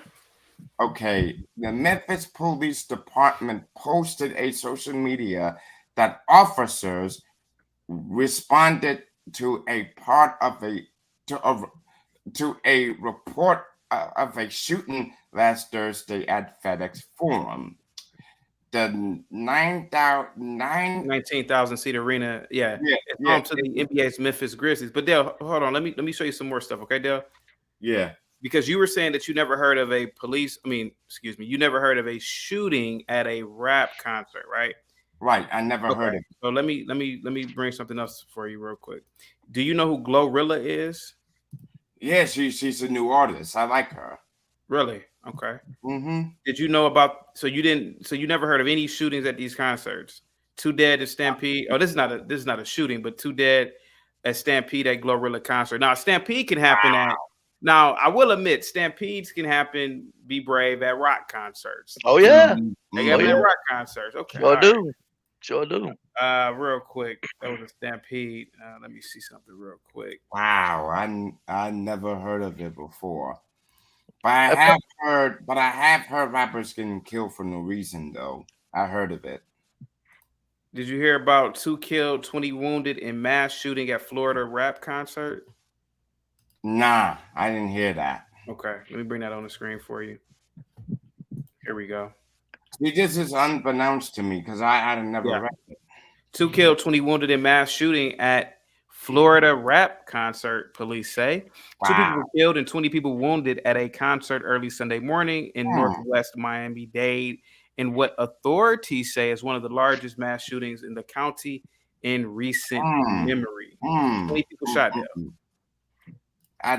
That's really shocking to me that I'm hearing it right now because this was unannounced to me because I did not hear that was happening. So now that you read it, I think that it's time that we, 1 killed and 4 injured at rap concert in Arkansas. Whoa! A 19-year-old woman is dead and 4 people are injured following a shooting at a rap concert in Newport, Arkansas. Gosh dang, that's sad. So Dale, you were saying earlier that you didn't think that shootings happen at rap concerts, but they do. Well, I didn't say that it didn't. I said I never heard. You never heard it, right? I never heard of shootings happening in the concert. I just heard about rappers getting 2 killed, reason 2 shot and killed at North Mississippi rap concert. Dang, yeah. Mississippi. You could do that, CT. I'll bet you for an hour. Yeah, Dale, he could do that for an hour, looking up incidences where people shot and killed each other or whatever at rap concert. He could do it for an hour of articles. Well, but I did not know. That's why it's well. Now you do. So don't say that anymore. So what I was saying is that Dale, rap is clearly violent, and it clearly the people who listen to it clearly have. Not everybody has a predisposition, but it allows for certain emotions to manifest in the physical realm, whereas classical music just does not, man. It doesn't. And that's go ahead. I understand that, but I think that hip hop is about peace, unity, and having fun. That's what hip hop was all about. It wasn't about being violent or being uneducated and everything. Like if it was like, for example, we had Public Enemy, in the 1980s. You had KRS-One talking about self-destruction and everything, talking about increasing the violence and everything. So if you think that hip hop is about violence and killing people, that's not really the case in my opinion, because I listen to hip hop music and I respect the artists. I don't disrespect the hip hop at all. I don't think that, if you want to get to the root of what hip hop was about in the 70s and the 80s, it was all about having fun. But now hip hop was telling truth to power about some things that have been happening, like Fight the Power was one of them. Self-destruction was one of them. Yeah. So I cannot say at this point in time that hip hop started violence and drugs and everything. But what I can say as an artist like me, it made me want to, be in the music industry and it made me want to do that. Real quick. So Real brings up a good point here, though. Be brave. So Real says the Las Vegas concert shooting. For people who don't know, on October 1st, 2017, a mass shooting occurred when 64-year-old Stephen Paddock white guy, opened fire on the crowd attending the Route 91 Harvest Music Festival on the Las Vegas Strip. He killed, I believe, according to what I'm reading, he killed 61 people. Be brave. So what about what So Real is saying here? Well, I would say this. Go ahead. The country music didn't motivate him to do it. He was crazy. Now, here's the thing, and I'm going there. He started it. I'm going to go there. Go ahead, sir. Okay, listen to me, sir, whoever you are. How damn dare you say something so silly and vile when rap music is destroying the black community the way it is, that you pick out a saint and a crazy ass old white man and you hold him up as an example as to imply that it's our imagination that rap music is so damn filthy and destructive as it is. How dare you try that tactic? Who do you think you're dealing with? Rap music is filth, vile, physiological rape of the psychological and the physiological anatomy of the human structure. And how dare you bring up a stupid old idiot white man at a country music shooting it up as if the two are the same. That man is nuts. He wasn't worried about music. He didn't listen to rap to go do it. He didn't listen to country and do it. He was nuts. Rap music is driving young people nuts. It's driving them crazy. They're losing their minds. By the time the end of the day, and they've listened to 8 hours of it, if they're going to do violence, they've been given a ticket to do it, not only with the constant beat, but with the lyrics. So nice try, fella. But like, what a silly thing to say in this conversation. Strangest damn thing I ever heard. Sometimes, CT, I don't know what people are thinking. I really don't. Yeah, but you know, go ahead, Dale. For me personally, and I'm gonna say this before I have to go because I gotta leave here about 5:20. But I'm gonna say this before I leave. I listen to a lot of things that about music that people doesn't know about. What music does is get you in a good mood. It heals your soul. But I don't think that rap music is an abusement to children. I think that, like Wu-Tang Clan, for example, they was for the children, but they didn't abuse. But rap music doesn't abuse children. It educate you. It makes you think. So if you're thinking that rap music is abusing men and women, that's your opinion, but I don't believe that. I believe that hip hop changes the mindset of well thinking, and it's about peace, unity, and having fun.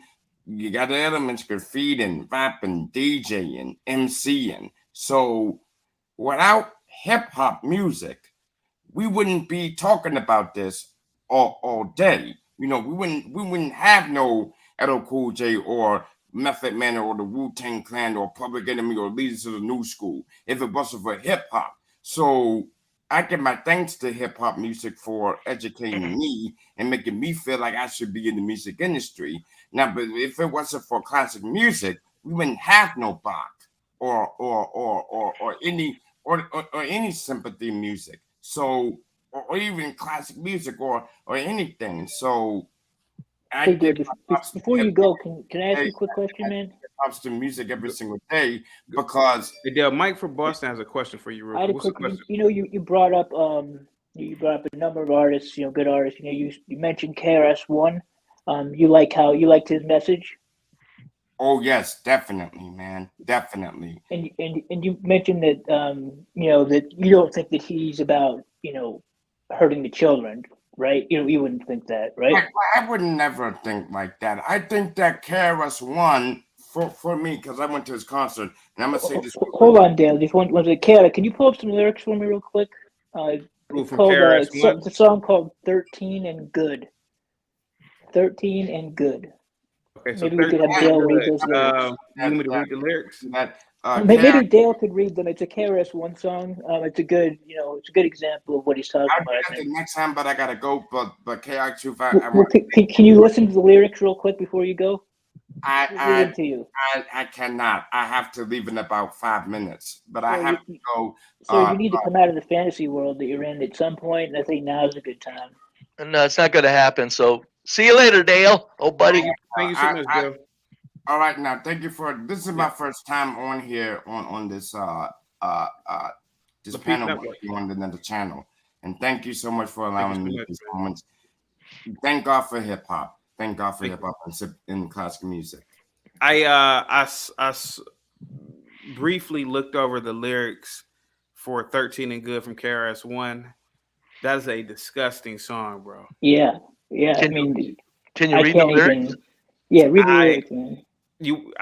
I kind of just censor them a little bit. God, is that rotten? Jeez. Yeah. I walked in the place, very big space.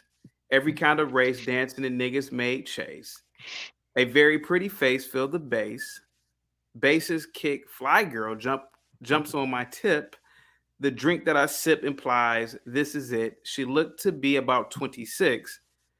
Overwhelmed by my Playboy charms, we jumped in the ride, rushed to the crib. I ain't got to explain what we did. Built to last, I simply waxed that, meaning having sex. Asked the question, no need for guessing. Hey, baby, how old are you? 21, 24, maybe 22. I'm 25, meaning KRS-One says he's 25. She shucked and kind of need, I don't know what that means, and said, hey, he, I'm 13. 13, I need a quick escape. That's statutory rape. But she was good. The story gets better. This girl is kind of clever.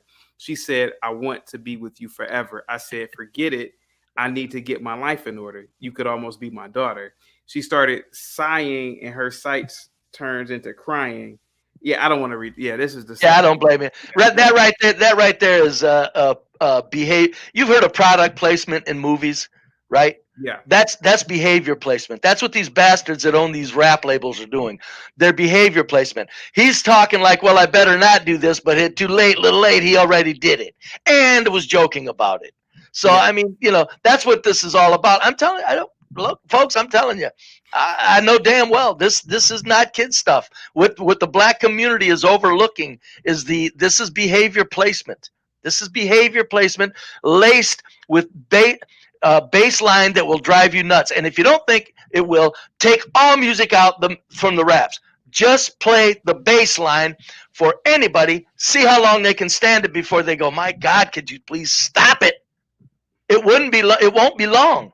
It'll drive them nuts. I'm telling you, these bastards know what they're doing with this type of music and the behavior and the lyrics that create behavior placement. This ain't kid stuff, my black community friends. It ain't kid stuff. AI says, what did the Beatles music make Charles Manson do? That's all nonsense. The Beatles music, go listen to Helter Skelter. They connected that to Charles Manson so that they could demonize 60s music and create controversy. I'm not defending 60s music. It was created by the same people that's creating rap, folks. The same lineage. Same lineage. They created, they signed up the rock and roll. They had the rock and roll written. They created it for turmoil and protest, and it was still mild. But I mean, when you look at it all, it was just the same people set this shit in motion when they got their hands on it. And they just ramped it up now, and now they've got it to the point to where it's just completely destructive. But when you listen to the Beatles music, it's like, oh, sure, yeah, look out. That's going to go make somebody want to kill. Come on, man. Manson was a nut that went and killed somebody. Who cares who he was a fan of? He was in good with the Beach Boys. Manson was. Not in good with them, but I mean, he was acquainted with them, and they were looking at each other's music, I think. The Beach Boys. Listen to him. No, Manson was a nut. He was a nut. It had nothing to do with music. Angel, do you think that classical music will reduce crime in the Communitah? If those have a positive attitude towards themselves and can stop with the whole crime, then yeah. Because I saw the beginning of your stream here, CT, and I'm surprised that classical music in like the subways in New York, there had to help reduce crime. But does that mean that those like the meatball lady from a few weeks ago that said everybody needs to eat, everybody needs to eat? Well, like all of them were like looting iPhone stores, Gucci bags, and all the stores in Philadelphia. There, will music get them to stop that? You can't really tell if it's gonna help. The only thing that will help is if the people that commit these crimes get help themselves. People say, I need freaking help because of how angered I get. It's not anything to personal. I just don't like the attacks that people often do, or the advice that I don't necessarily need, that I don't really care for about anyway. And would the help with these teenagers be more important? Yeah, they need more help than I freaking do. I've never committed no goddamn freaking crime in my life, but yet people want to assume shit and all that. Okay, I guess I could call Be Brave, Be Murderer there.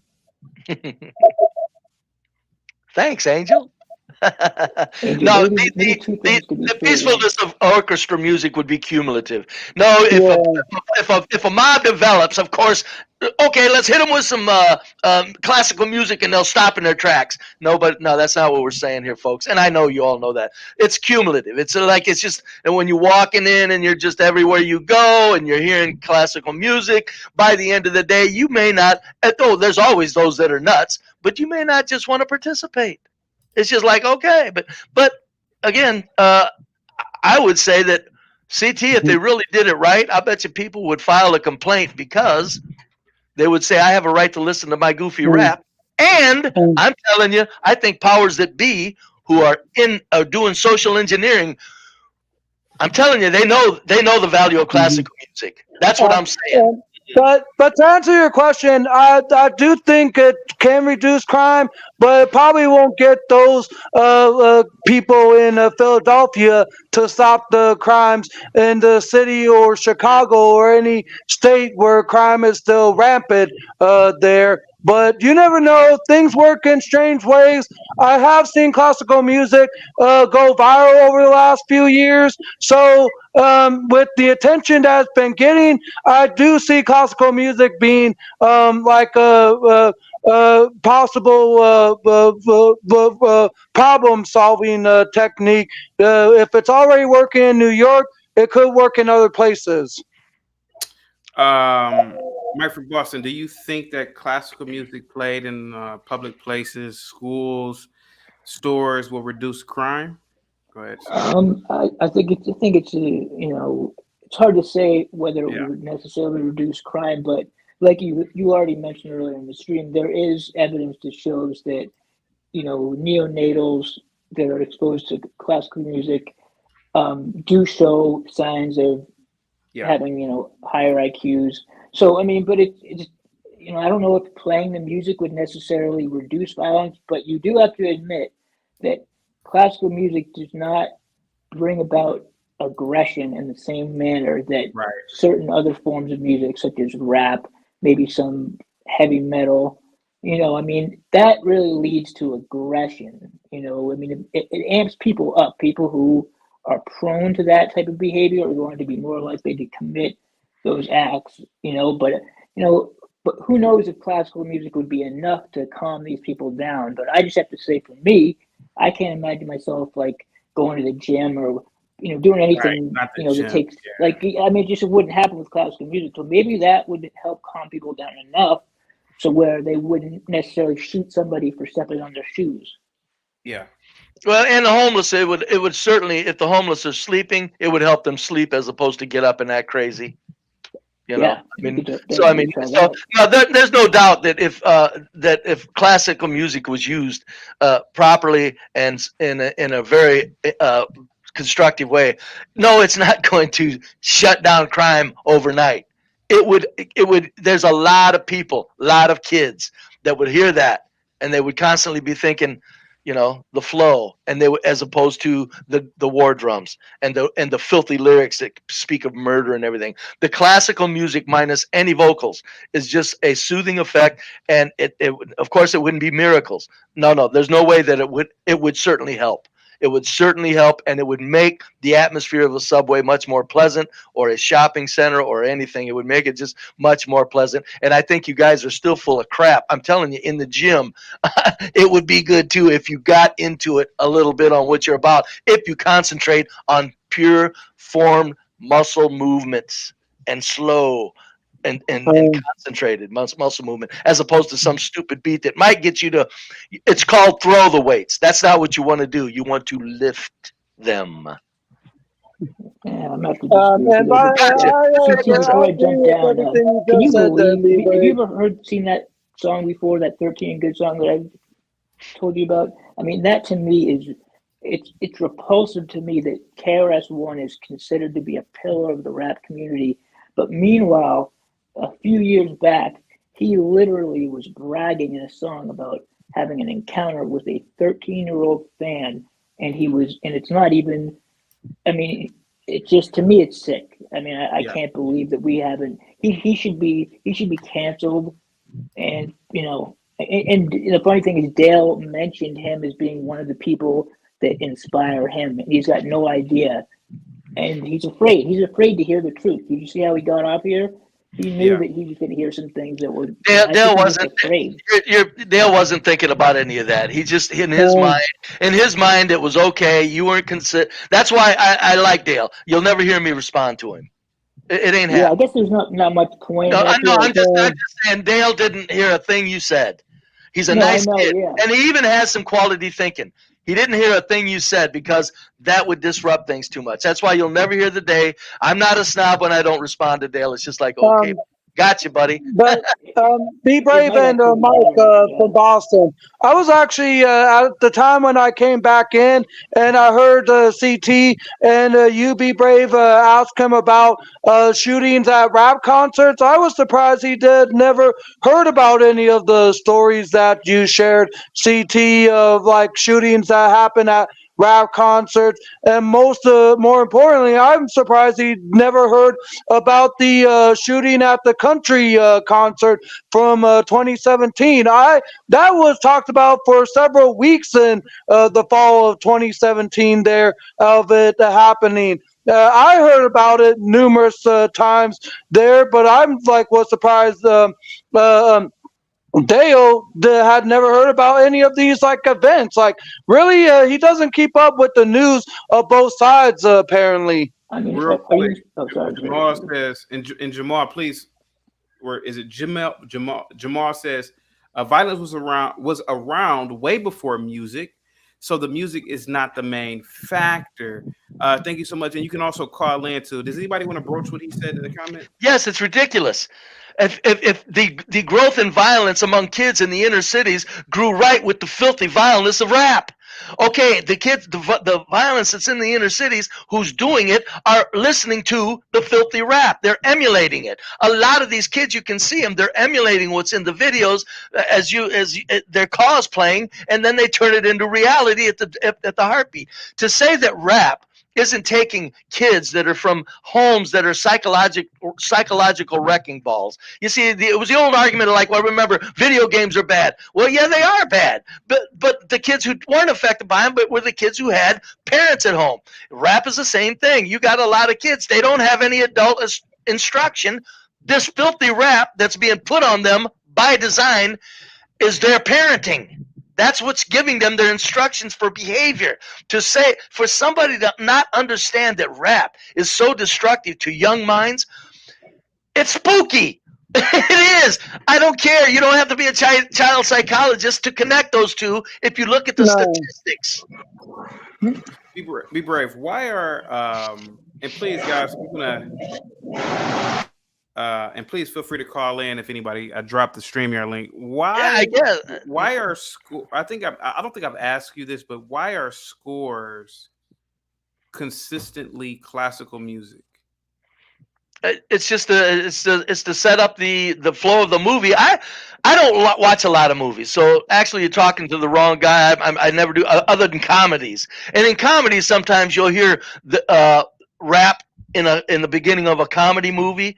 And I don't even watch comedy movies all the way through. I just watch the good part and the first part. But I've heard rap, but it wasn't a horribly destructive rap. It was just fun rap, like maybe Damon Wayans would do, or something like that. So I've heard it, but the classical music in the front of movies is, they know what they're doing. It's to set up the movie and to perhaps give you a feeling of euphoria, so you look at the movie in a euphoric manner. Probably, my guess would be. Jamal says, what about movies? Do movies contribute to the violence in the inner city? Well, of course they do. These nasty, damn, dirty movies that got women acting like complete damn tramps in them all through. What kids are looking at these days is pornography minus the nudity. Yeah, it's filth. It's top to bottom, sexual, suggestive and you'll see little 14 and 15-year-old girls in the movies making jokes about things they should not be making jokes about in public. Okay, they're at a pajama party, and okay, kids are kids. We were all kids talking dirty and telling dirty jokes. No. These movies are pumping. Pumping. It's called. It's known as product placement. Right now, what they're doing is behavior placement on steroids. And do you think that the movies aren't taking these minds? This music isn't taking these minds. Yeah. You're crazy. It's just the reason a lot of white kids don't get affected negatively and go out and act crazy is because they still have a lot of them are coming from a two-parent household or a legacy of households, like even if the mom's divorced, her father helps that daughter with that child. Okay. That's why you don't see a lot of white kids. That's why you don't see a lot of white kids acting out. Hold on, Angel. What you've got is black kids by the hundreds of thousands that don't even if their mom's there, she don't care. She's doing what's in the rap music. She's playing the rap at 7 a.m. There's no hope. There's no hope. Classical music is what any like you say, any woman living in the hood, get a hold of some classical music, force it on your child, trick them into it one way or the other, even if it's for a little bit of time during the day. Let them feel the calmness that can come about, because they're not going to do the calmness on their own. Trick them into calmness by saying, this is music. Enjoy it, please, for at least a half an hour with me. And these children will. They're accommodating. If a parent asks a child in a particular way, oh, come on. That child will go, oh, okay, Mom. And for a half hour, you got him listening to classical music, which is a calming effect.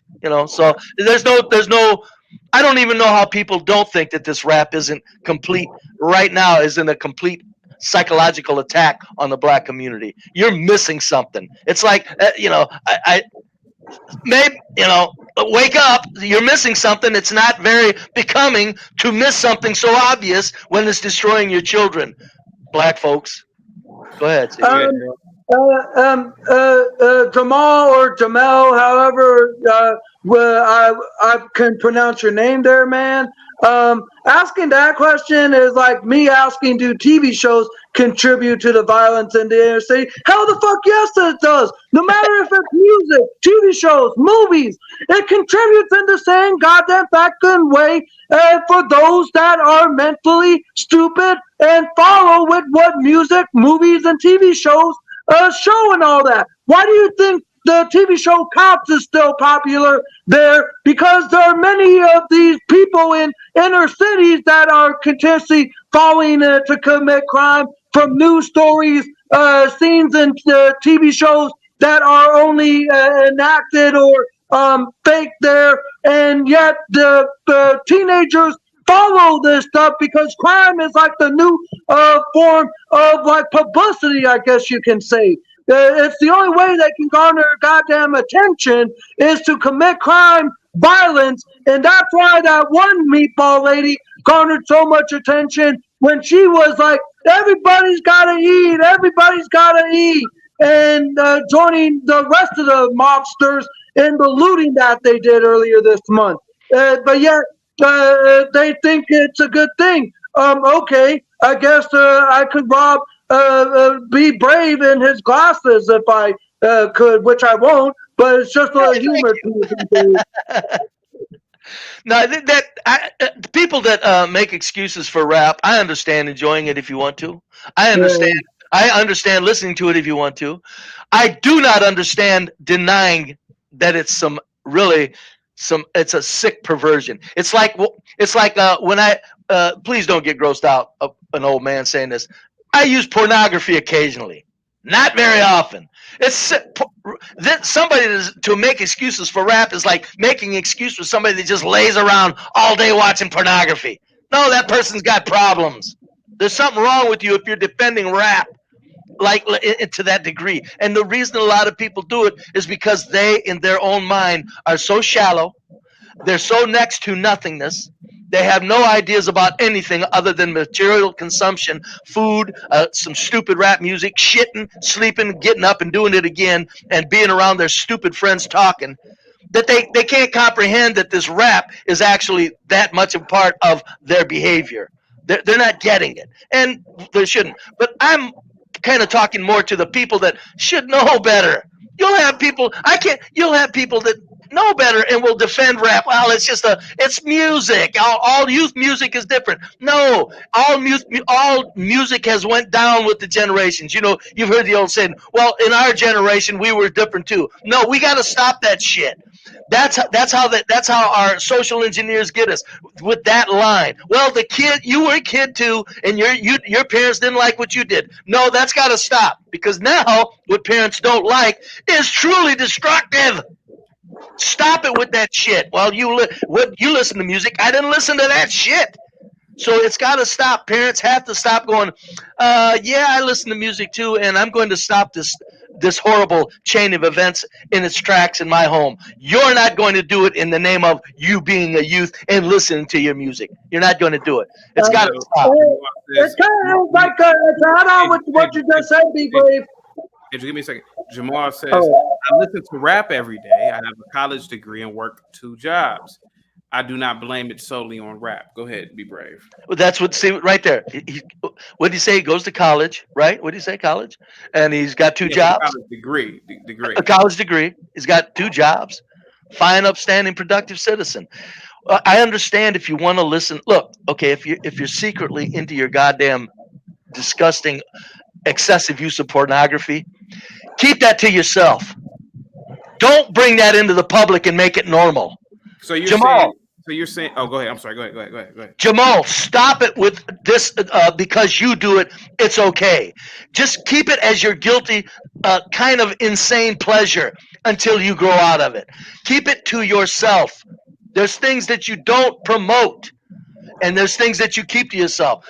I'm not bragging. I don't have many things I got to keep to myself. But I'll guarantee you, if I was listening to the filth of rap, knowing what I know about human behavior, I'm not going to go, oh, just because I listen to it, it's okay. No, I'm going to go or take a heroin shot. I'm shooting heroin, but because I do it, heroin's okay. No, if you're doing something that's insane, just keep it to yourself.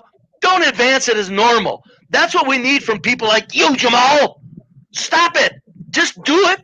But don't, what you say, you're a fine, upstanding person, college educated, 2 jobs. You know how many kids listen to you, Jamal? This is what I'm telling you, CT.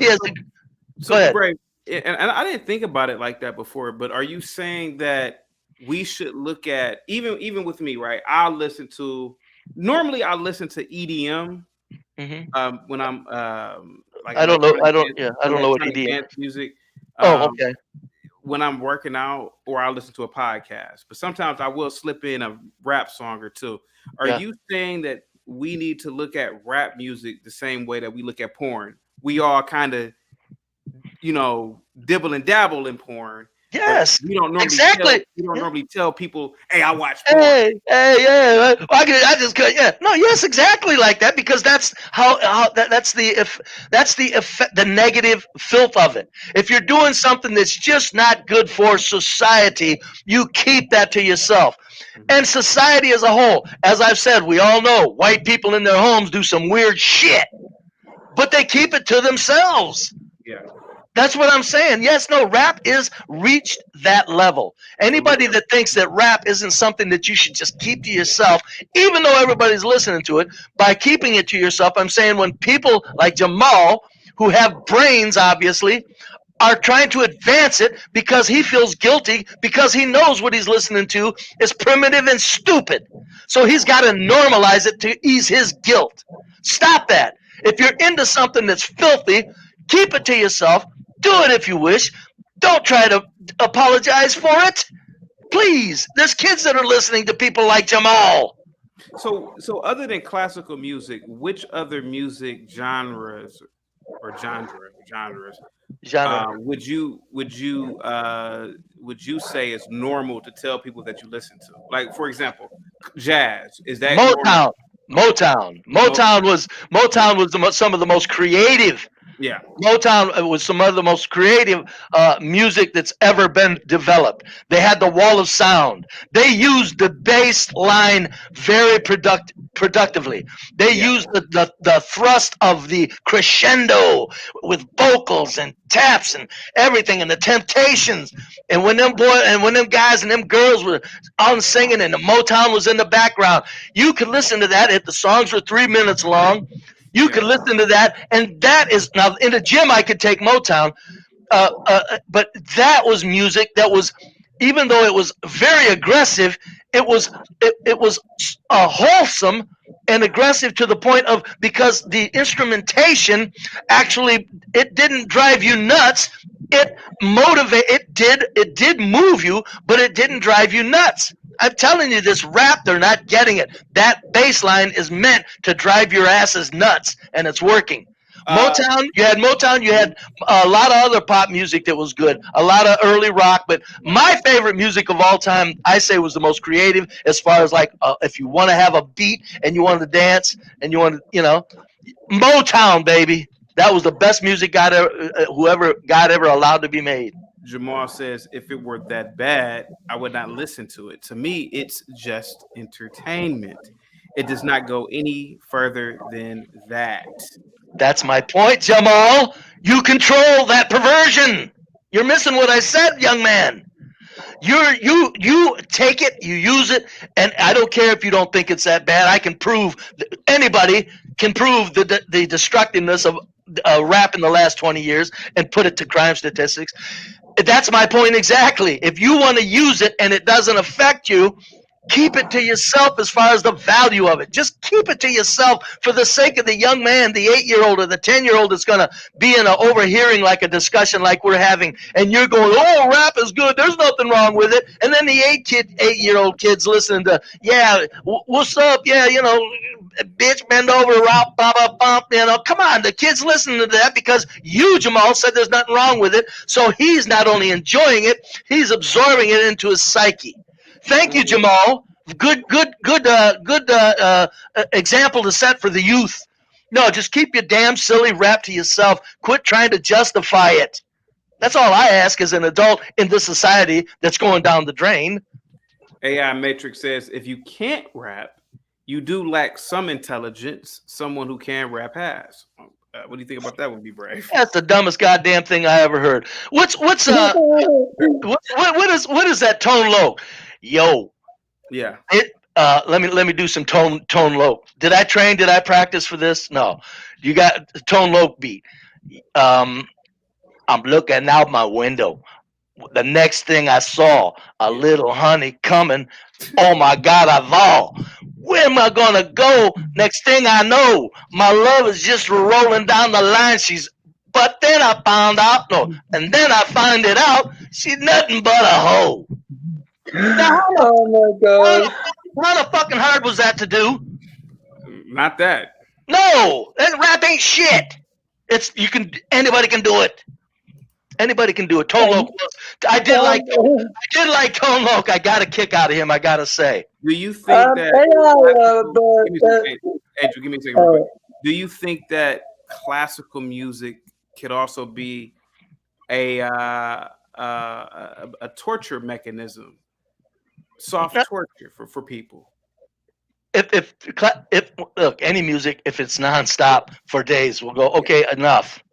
So okay, but as far as a torture, like for example, if you like the butterfly, the fight of the butterflies, you've heard that classical. Yeah, that would drive somebody crazy. But no, yeah, like in the Communitah, you get arrested. The cop car plays some classical. You go into the interrogation room. They play classical for like that would calm the person down. I think it would.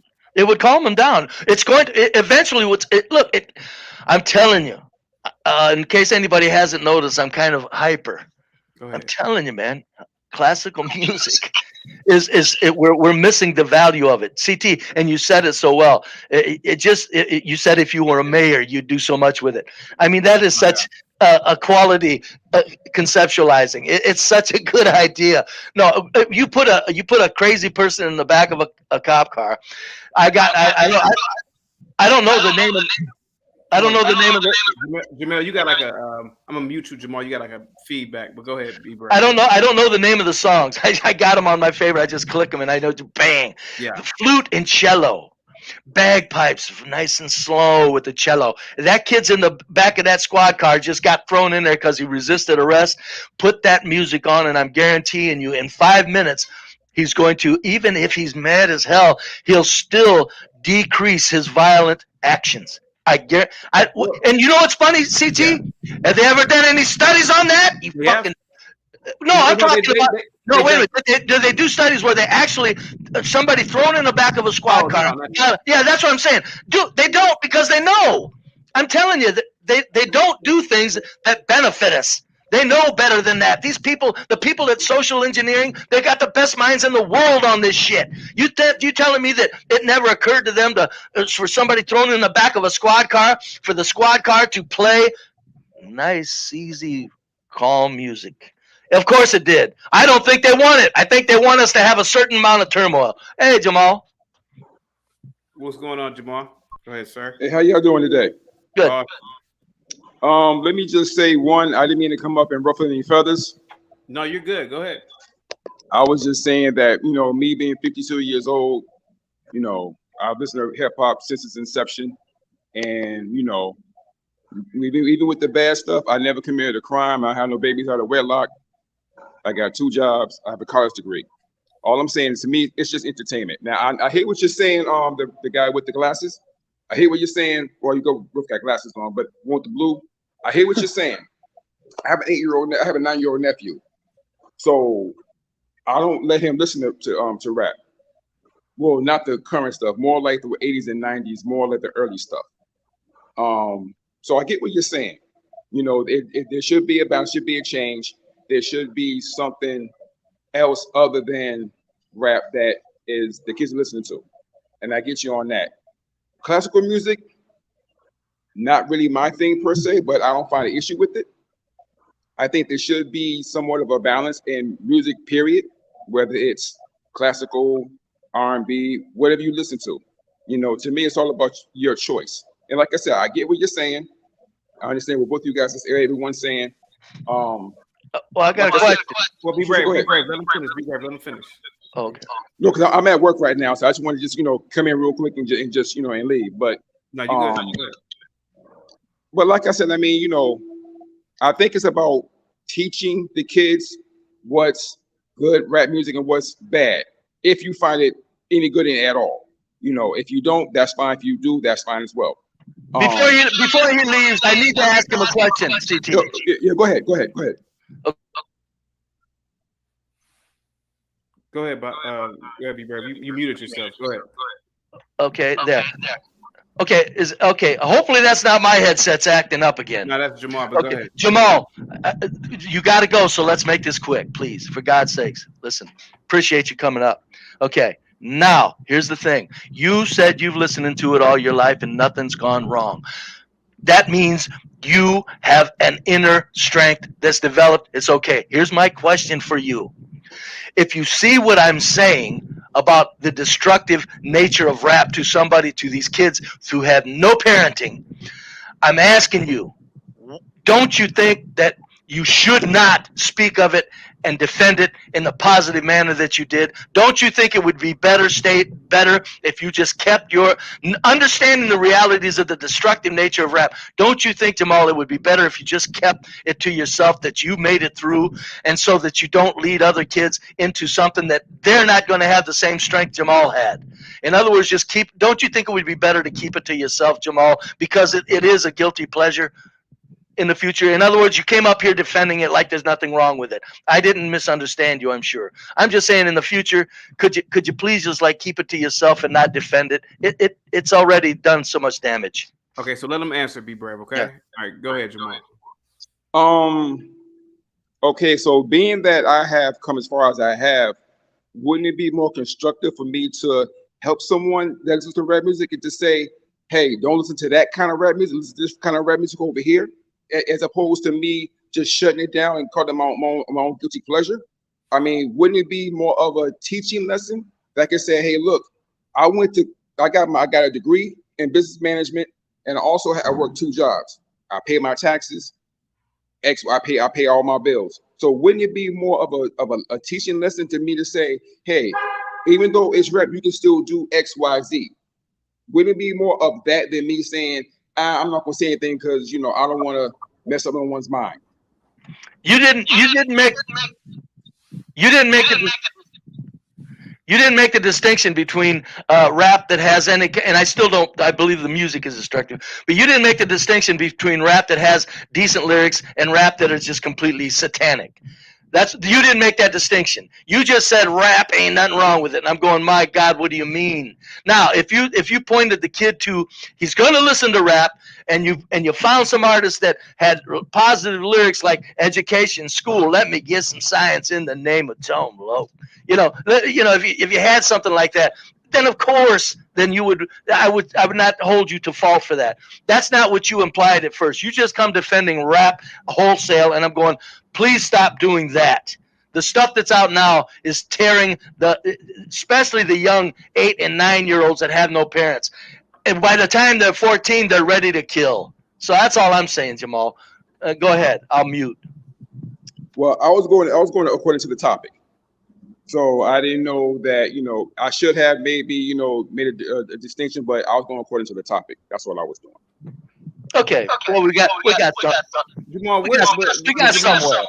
But Jamal, what are your overall thoughts on the actual topic in terms of classical music? Like, for example, being played at parks, places of business, particularly in the Black community. Me? Yeah. I mean, I hear it all the time. So I hear it at my second job. I hear it when I'm walking through the park, the amusement park, so museums, supermarket. It don't really bother me. Okay. I don't really have an issue with it, me personally, myself. Do you think it'd deter crime? Like if they played it in the schools, like in particularly inner city schools, if they played it in the hallways, they played it in the classrooms when the kids got to acting crazy. What do you think? I would have to see it. I can't say whether it would or would not. I would have to see it and see what kind of impact it would actually have. What about the earlier studies? I named some peer-reviewed journals where they've done studies on, or academic studies on babies that have listened to classical music for like 10 weeks and their IQ is higher than babies that did not listen to music or classical music. What about that? And I don't know what some of the babies were, but yeah, go ahead. No, I would have to see the studies and to see, what percentage of that has actually occurred. You know what I mean? I'm not saying anything bad. I'm not saying that it never happened. I just haven't heard of that. Those stats. So I would need to see that and actually But based on you being here 52 years, just without, you said you're educated and you certainly know what peer-reviewed journals are. Without the journals, just your experience, would you, if you had, I don't know if you have a child or not. I don't. If you had two options, you're gonna let your newborn infant listen to classical, or you're gonna let your newborn infant listen to rap. Which one are you gonna do? And not even like gangster rap, drill music. It could be Will Smith's "Summertime." Well, which one would you rather your child listen to? Me personally, I would, because I'm an old school guy. I would actually raise my child on R&B. Well, no, I gave you two options, though. I'm just giving you two options. Would you rather your newborn listen to either rap or classical? I get the R&B. Don't get me wrong. I like R&B too. Right. I think because of what I'm accustomed to, I would say more. You know what? I would give the classical a try. Okay. Thank you. I'm not opposed to it. Like I said earlier, I'm not opposed to it. Like I said, it's just, for me, it's just a preference thing. Quick question. Sure. Jamal, have you ever? If you mute Jamal while somebody's talking, I'll bet you don't have that problem. I went through this. Jamal, have you ever listened to classical and really enjoyed it for a half an hour in your life? Truthfully. It was more like 15 minutes, 15, 20 minutes. Okay, so what was that, one time? It was a couple times. Okay, so you're at it a couple times. That's why you're not, yeah, do something. Okay, got it. That's why you're not understanding what CT's asking you quite, because your question of having to think about putting rap on a young child, or classical music. Jamal, you're not being honest, or you're amazingly ignorant on human psychology. Now, I think it's a little bit of you're not being honest because you're smart. Come on, man. Stop it. Stop trying to defend this nonsense so hard that you won't even, I'm a heavy metal. I love heavy metal. I would never have to hesitate to say, which do I want my child listening to? Some nice flute, some nice orchestration, or Iron Maiden. Automatically. Oh, no. Classical. No, come on, Jamal. That you had to think about it means you're hanging on to something. Let it go, man. Let it go. Go ahead. I got you, man. I dropped the mic. Bob, real quick, Bob, what do you think about this topic of conversation? Classical music. Can classical music save the Communitah? Go ahead. Can classical music save the Communitah? I would say yes, but with a small y and some asterisks. I grew up listening to classical music because my dad listened to it, and I thought it was very peaceful. I still listen to it at times. I think you have to have an ear for it. Yeah. No more can you force someone to like a certain music than you can force someone to like a particular look in a woman. Yeah. We just have different tastes. Rap music, I don't know. Part of me thinks that, first of all, it's a young man's game. Anyone over 25 listening to rap music, something's up. What do you maybe mean? on occasion, but it shouldn't be. You shouldn't know who's who out there. And secondly, I think rap music, a lot of the old school rap music talks about more cultural kind of things. This new stuff they have now, I don't know what it is they're talking about. Does it promote violence? It talks about violence and certainly can get you riled up with the way it sounds. That's definitely true. I'm not quite sure, though, that a mass introduction of symphony music is going to have a bunch of brothers start listening to it and calm down. I think they're going to run away. I don't think that's what CT's suggestion would be. I think it would just be a calming effect that is going to simply, there will be people that are on the fence on their insanity. Classical music would allow, if they're on the fence in their insanity, it would allow them to fall back into the sane more easily. That's what classical music would do. Even if they didn't appreciate it, it just would simply be something where, oops, yeah, wow, that's what. And even if they don't acquire a taste for it, it's still classical music is invasive.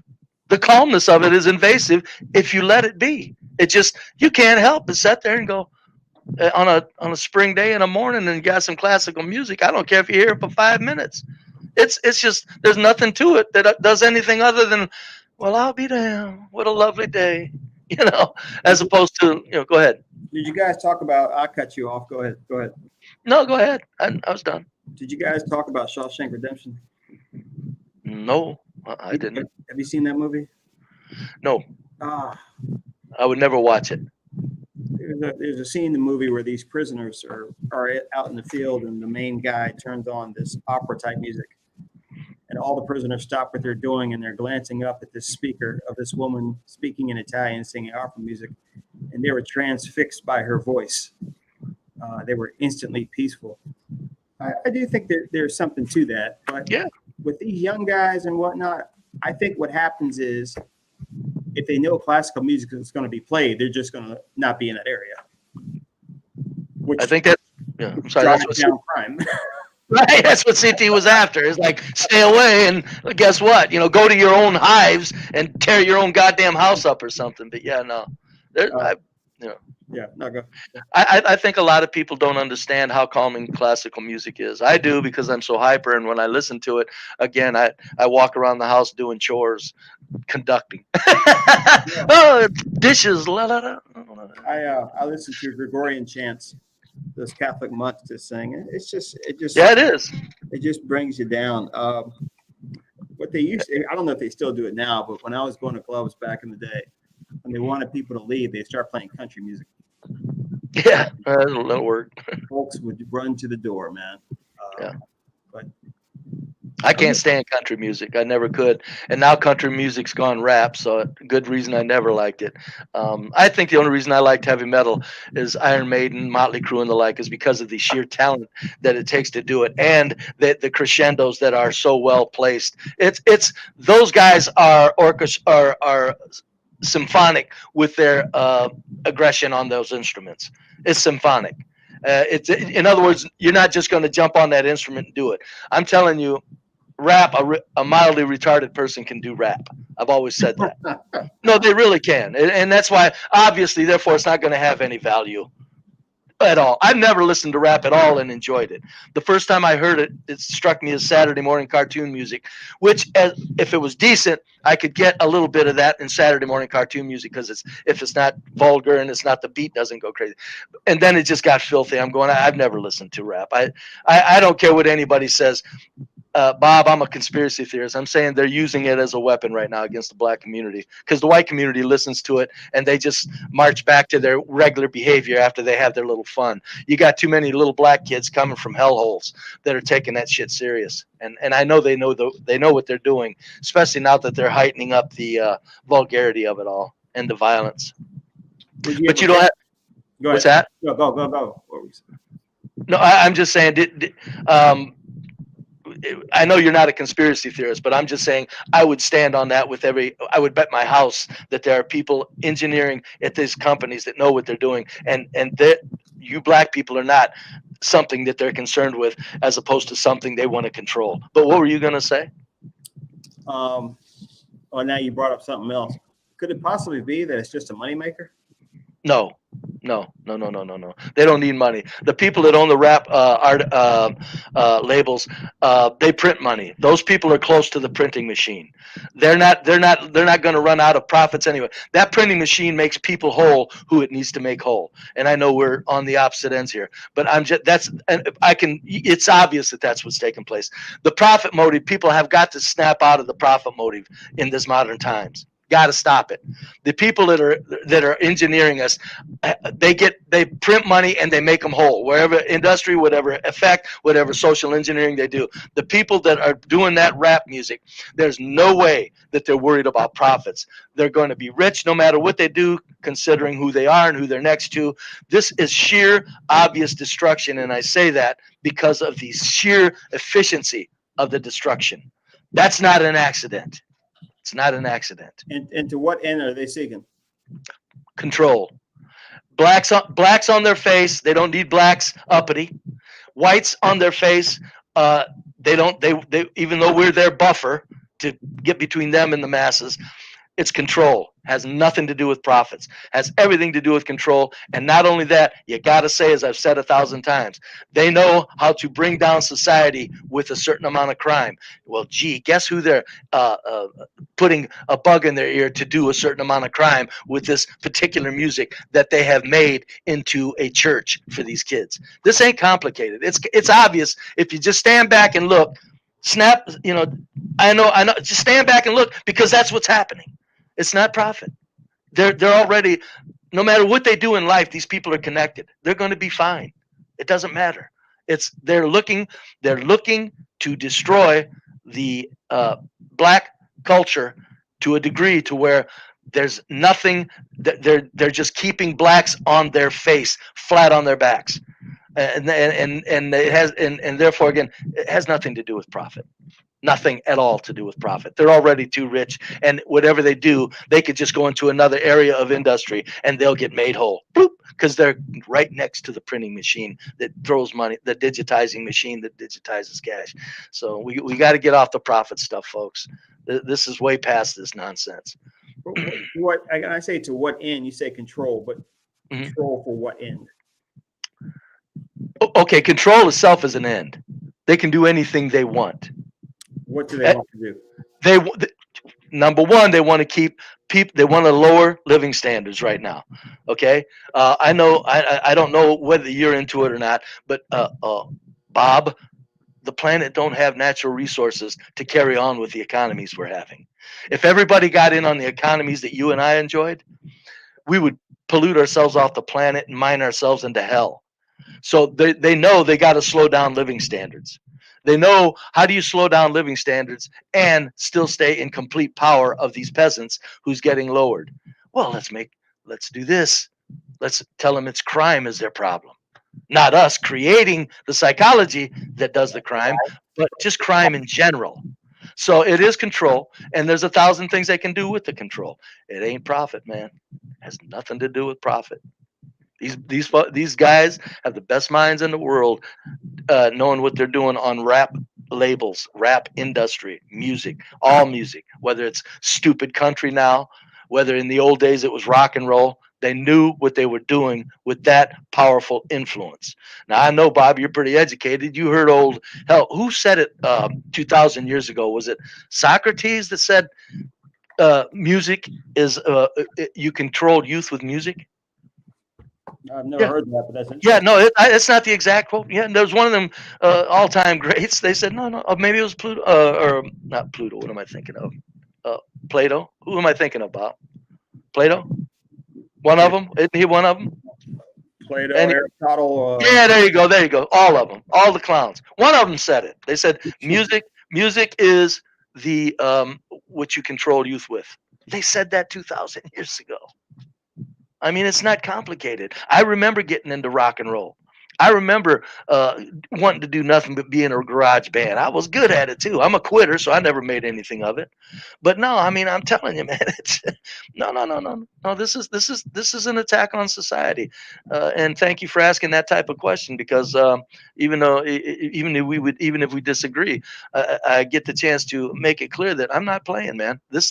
These son of a bitches know what they're doing with this rap music, and for them to turn their back on classical music in the way that CT is suggesting, for them to turn their back on that, they know they're turning their back on that. These guys know what classical music could do and help us in society in places we need it. No, it's not going to change everything. We're not going to go into some utopia because they start playing classical music.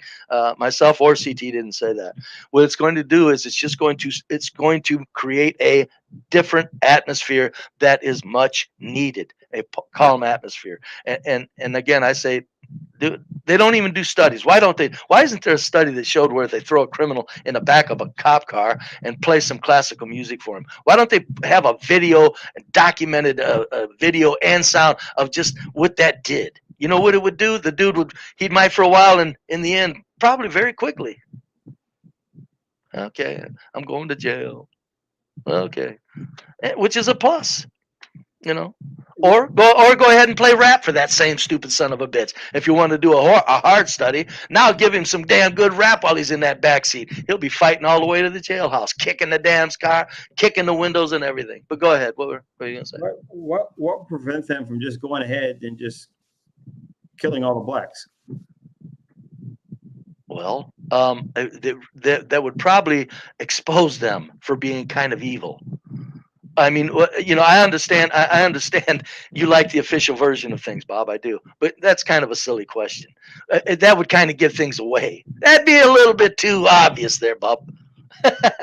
And they're not after killing anyway. They like their consumers. They just don't want them to become anything by large numbers. That's what they don't want. Just as they're lowering all of the white people's living standards. The common people that work hard, they're lowering the living standards. And number one reason, and not the number one, but I guarantee it's because they know the availability of the planet's resources. They are not what we're thinking. They know they got a lower standard of livings and get us to consume less. The blacks are the ones that they can easily start a whole lot of shit in motion with. If I was a ruler, I would use the blacks the same way. If I was one of those filthy bastards, hey man, these kids are coming from homes. They're dumb as hell. They ain't got no upbringing, no parenting, and we can convince them that killing each other is cool. And they tear up neighborhoods, destroy downtown areas, destroy the tax base and run everything out. Guess what? That's not going to affect us. That makes it so that living standards get lowered and the people don't have an expectation of the old time economic systems that they became accustomed to in the luxurious consuming days of after the World War II. They know what they're doing. I mean, it's just too obvious. You would do the same if you was diabolical, because it works so well. And if it's that obvious that it works that well, you got to look past like, okay, wait a minute, this ain't about profit. But go ahead. And who is who you're talking about? Find out who starts the wars, Bob. That's who I'm talking about. In a nutshell, I ain't going there with you. I don't have to. Find out who starts the wars, and you'll find out who's controlling our entire planet, and they have their fingers on the U.S. culture just as sure as they got their fingers on every other culture around this planet. But and this is where Bob, this is where I'd like to hear you say it if you disagree with me on that. Bob, I'd like to hear you say one of us is a goddamn fool, because one of us is, if you disagree with me on that. One of us is a goddamn fool. Thank you. Was that so hard? People don't want to say that, but thank you for saying it, because we're not going to agree. And the bottom line is one of us is a goddamn fool. Generally speaking. I said it merely because you wanted it. Oh, you mean you didn't mean it? I said dang it. Oh, Bob, I wanted you to mean it, because I mean it. Bob, I'm saying if you disagree with what I'm saying here and it's so obvious, I mean it, man. One of us is a goddamn fool, and it could be me. But if it ain't me, you're a goddamn fool if you don't understand that in your age with your wisdom and your intellect. But doggone you, go ahead. I got you, Mr. Polite. Be brave. I place a lot of emphasis on the human desire to want more than what they have, greed. Mm-hmm. I also believe that human beings are unusually incompetent. Unusually incompetent. You said usually, or what'd you say? Unusually incompetent. Oh, inordinately. Yes. Yeah. Okay. So I don't see things happening necessarily because there's a concerted effort of people who are disciplined to reach a certain goal. I see one stumble after another of a multitude of different interests that give us the world that we have in. They want it to look like that. That gives them cover, Bob. You know what? There's a thing that's called bumbling by design with our government. Do you know how efficiency our government works when they need it to? But let the government try to do something that is going to make people's lives better. All of a sudden, well, we're going to try this, and all the bureaucracies and take our military for instance. We got the most magnificent military in the world. We do. But boy, when it comes to just healthcare, we just can't do that right. Come on, that's obvious. It's obvious. It's just they do what they want to do. They bumble where they want to bumble. And I understand that you see what you see. But Bob, this is again, I'm saying it gentlemanly. We're talking gentlemanly. One of us is a goddamn fool, man. And I'm serious. I'm not saying that kid stuff. The way you think is like naive. It's like you're not looking into things. You're too busy. You're too successful. I get that. But I'm not too busy, and I wasn't too successful, and it didn't. And I had all the time in the world to like cross-reference things, and I'm going, son of a bitch. The first time I came in 1990, I read a couple of books. I said, if half of this is true, we've been screwed for 200 years. I didn't even need the internet. You know, it's just obvious because it falls into place if you let it. But that's okay. So go ahead with your unusually greedy. Well, okay. Well, but let me ask you this, Peter. Let me put you this way. right. Can two people arrive at the same conclusion but come from different starting points? Yes, they can. But when you're so far apart, here's how this goes. When you're so far apart, you're not going to come to the same conclusion. So I don't even know, if you're talking about, in other words, if they came to the same conclusion and they started from two different starting places, one of their starting places was foul as hell and childish and nonsense, and it was bullshit. The other one, if they came to the same conclusion and they both agree at that point, one of them started out full of shit. That's where you started. You were full of shit. It's just that you grew out of your full of shit mentality. So no, I guess I would say to that question, no, not really. If you come to the same, if you arrive at a conclusion, if you got there, it doesn't. The place you started out could have been easily condemned. You shouldn't have started at that point, even though somehow you slipped and fell into reality. So no, go ahead. Can I give you an example to challenge that? Sure, go ahead. All right. There are some people that will say that we should build a wall for economic reasons. The immigrants are depressing wages. Then there's some people that say we should build a wall for defense purposes. We don't know who's coming across our border. They both agree that a wall should be built, but they come from two different conclusions. But I'm sorry. Go ahead. Go ahead. Those are not erroneous starting points. I'm saying that's a good point, and that's a good example. But I'm saying a lot of times, if they come to the same conclusion, I'm saying my position is most of the time one of them was full of shit to begin with, even though you came to the same conclusion. But no, the wall is a very good example. That's very good.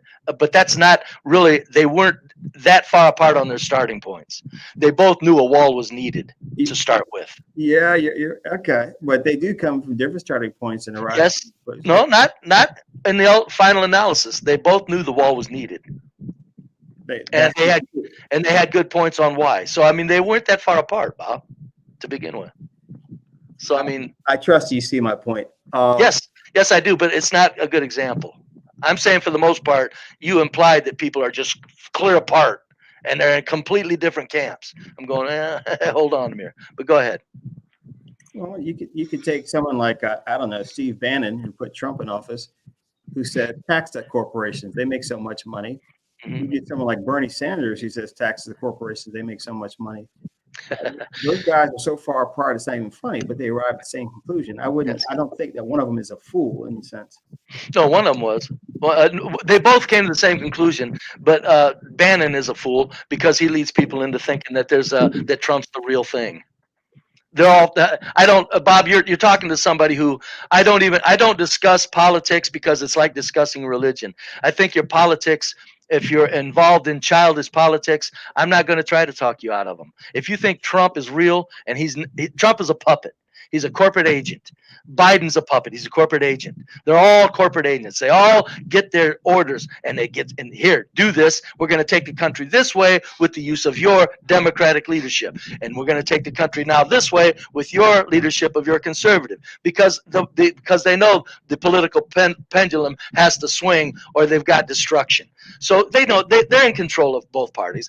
Bob, you know how many people know that the presidents are puppet? How many people do you think, if you ask them, answer this, are the presidents really puppets? What percentage of people that are smart and intelligent, how many of them would you say, well, they're kind of puppets? Yeah. What percentage of people would you think would say that? I say, no. What percentage of people would say to themselves or in a discussion that, well, really the presidents are puppets of the corporations? I say 90% of people would say that, admit that to themselves. I say 90% would, if they're smart.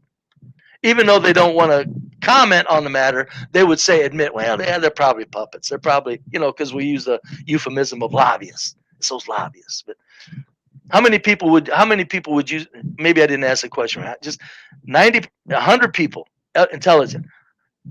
How many of them do you think would actually kind of say, without feeling bad, the presidents are puppets? I'm sure many people would. I don't know what percentage. I would say Okay, many. Greater than 50% probably. Thank you. That's all I'm saying. And then yet, puppets because someone believes it. right. But then they go back, that same individual goes back to acting like they're making policy. So see, they're afraid of sticking with their own thinking. They're saying they're puppets, but now Biden's going to do this or Trump's going to do that for us. So they admit that they're puppets, and then they go back to assigning a power to the puppet. That's how fucked up we are as a society. I get it. It's scary to think of Trump as a puppet because they're making him look so good. It's scary to think of Biden to the idiot liberals because they're making him. But to idiot liberals, Biden's God. He destroyed this country. That's what they wanted. He's destroying it. But no, if you got a bunch of people that will say they're puppets and then turn right around and start commenting in public as if Trump's the real deal, there's fucking something wrong in that fucking person's head, man. I would say just keep your mouth. If you don't want to talk real about politics, my saying is don't say anything about them then. Just because I speak real about politics, I would advise people, if you're thinking they're puppets, keep that thought. It's healthy. It's reality. Just don't talk about politics in public. That way you don't have to schizoid yourself out into two different worlds, but go ahead. Chaotic, you got it. CT, you there? He ain't there.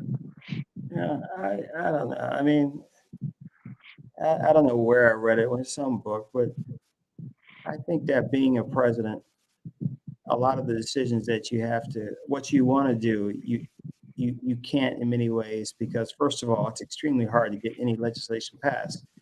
But a lot of times the current of the culture and the currents of the circumstances going on right now make you act in a way that you didn't want to because just of the sheer power of bureaucracy. I think that is more likely than saying that there's a group of guys in a room with cigars who are telling you what to do.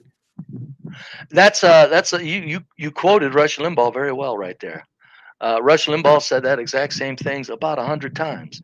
That's why I'm glad that fucker's dead, because he took people with good minds and he led them into childish thinking. Ed Schultz, the liberal, I'm glad he's dead. He took people with good minds and led them to insane, stupid liberalism. And Rush Limbaugh leads people into insane, stupid, to think that the global system of control is going to allow a president to come in and do that much of his own thinking is childish. Can't happen. Why do you think, even though things are in turmoil and we're going downwards, why do you think we go where we go so smoothly and calmly? Because neither president is having anything to do other than do what their masters say, and it's a very gradual lowering drip, and both sides take part in it. So I mean, I get what you're saying, but I hate to break it to you, Bob. Trump ain't making no decisions, man, and it ain't about legislation getting in his way. That's a nice thought. It looks good. It's even plausible from a distance. But if you really look at what's happening, it's like, come on, please. The conservatives stopping anything really? No. Are the liberals really doing anything other than decay? No. So in the end, the common man, the standards lowering. But yeah, we're worlds apart on that, Bob. I don't even know how you, with your brains, don't understand that the presidents are just complete corporate agents. I don't even know how you can overlook that. But that's okay. A lot of people do. Well, guys, on that note, thank you guys so much. Be brave, and Bob, I'm gonna get up out of here. I'm having some technical difficulties, but any last words?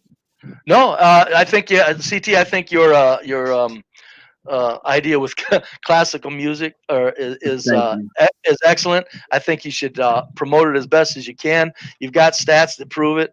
You don't have any kids to go to school board meetings with, but just keep it on the front burner as far as like when that issue comes up and rap comes up. It's a very valuable, informative topic. You probably didn't get a lot of action out of it because people, but I'm telling you, man, to classical music would be a fantastic assault on the insanity that us common folks are facing. And CT, I thank you again, buddy. Bob, I'll talk to you later. See Thank you you so later. much, man. Thank Chad, you. you gonna have a show tonight? Is anyone going on tonight? I don't believe so. Why? What's going on? No, I was just curious, man. I wish I could do a show. I got to study. I'm too tired, but I was hoping I could listen to it in the background. But all right, I'll see what I can do. Somebody's got to talk about something. It's good. It's good. It's good background music. But great show. Thanks for having me up. Sounds good, bro. Thank you so much. See you. Peace. My apologies, guys. I'm having some technical difficulties. I'm trying to correct it right now. Of course, in the middle of a damn show that happened, right? I think this is a good show. Thank you so much, Be Brave. Thank you so much, Bob. Let me see if I can get back in here. Give me 1 second, guys. Give me 1 second. Let me see what I can do to get back inside of here. Can I get back in?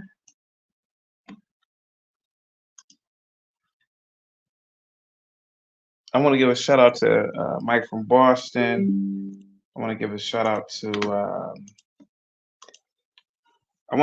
Mike from Boston. A shout out to who else sent over some super chats? Bob, thank you so much for your super chat.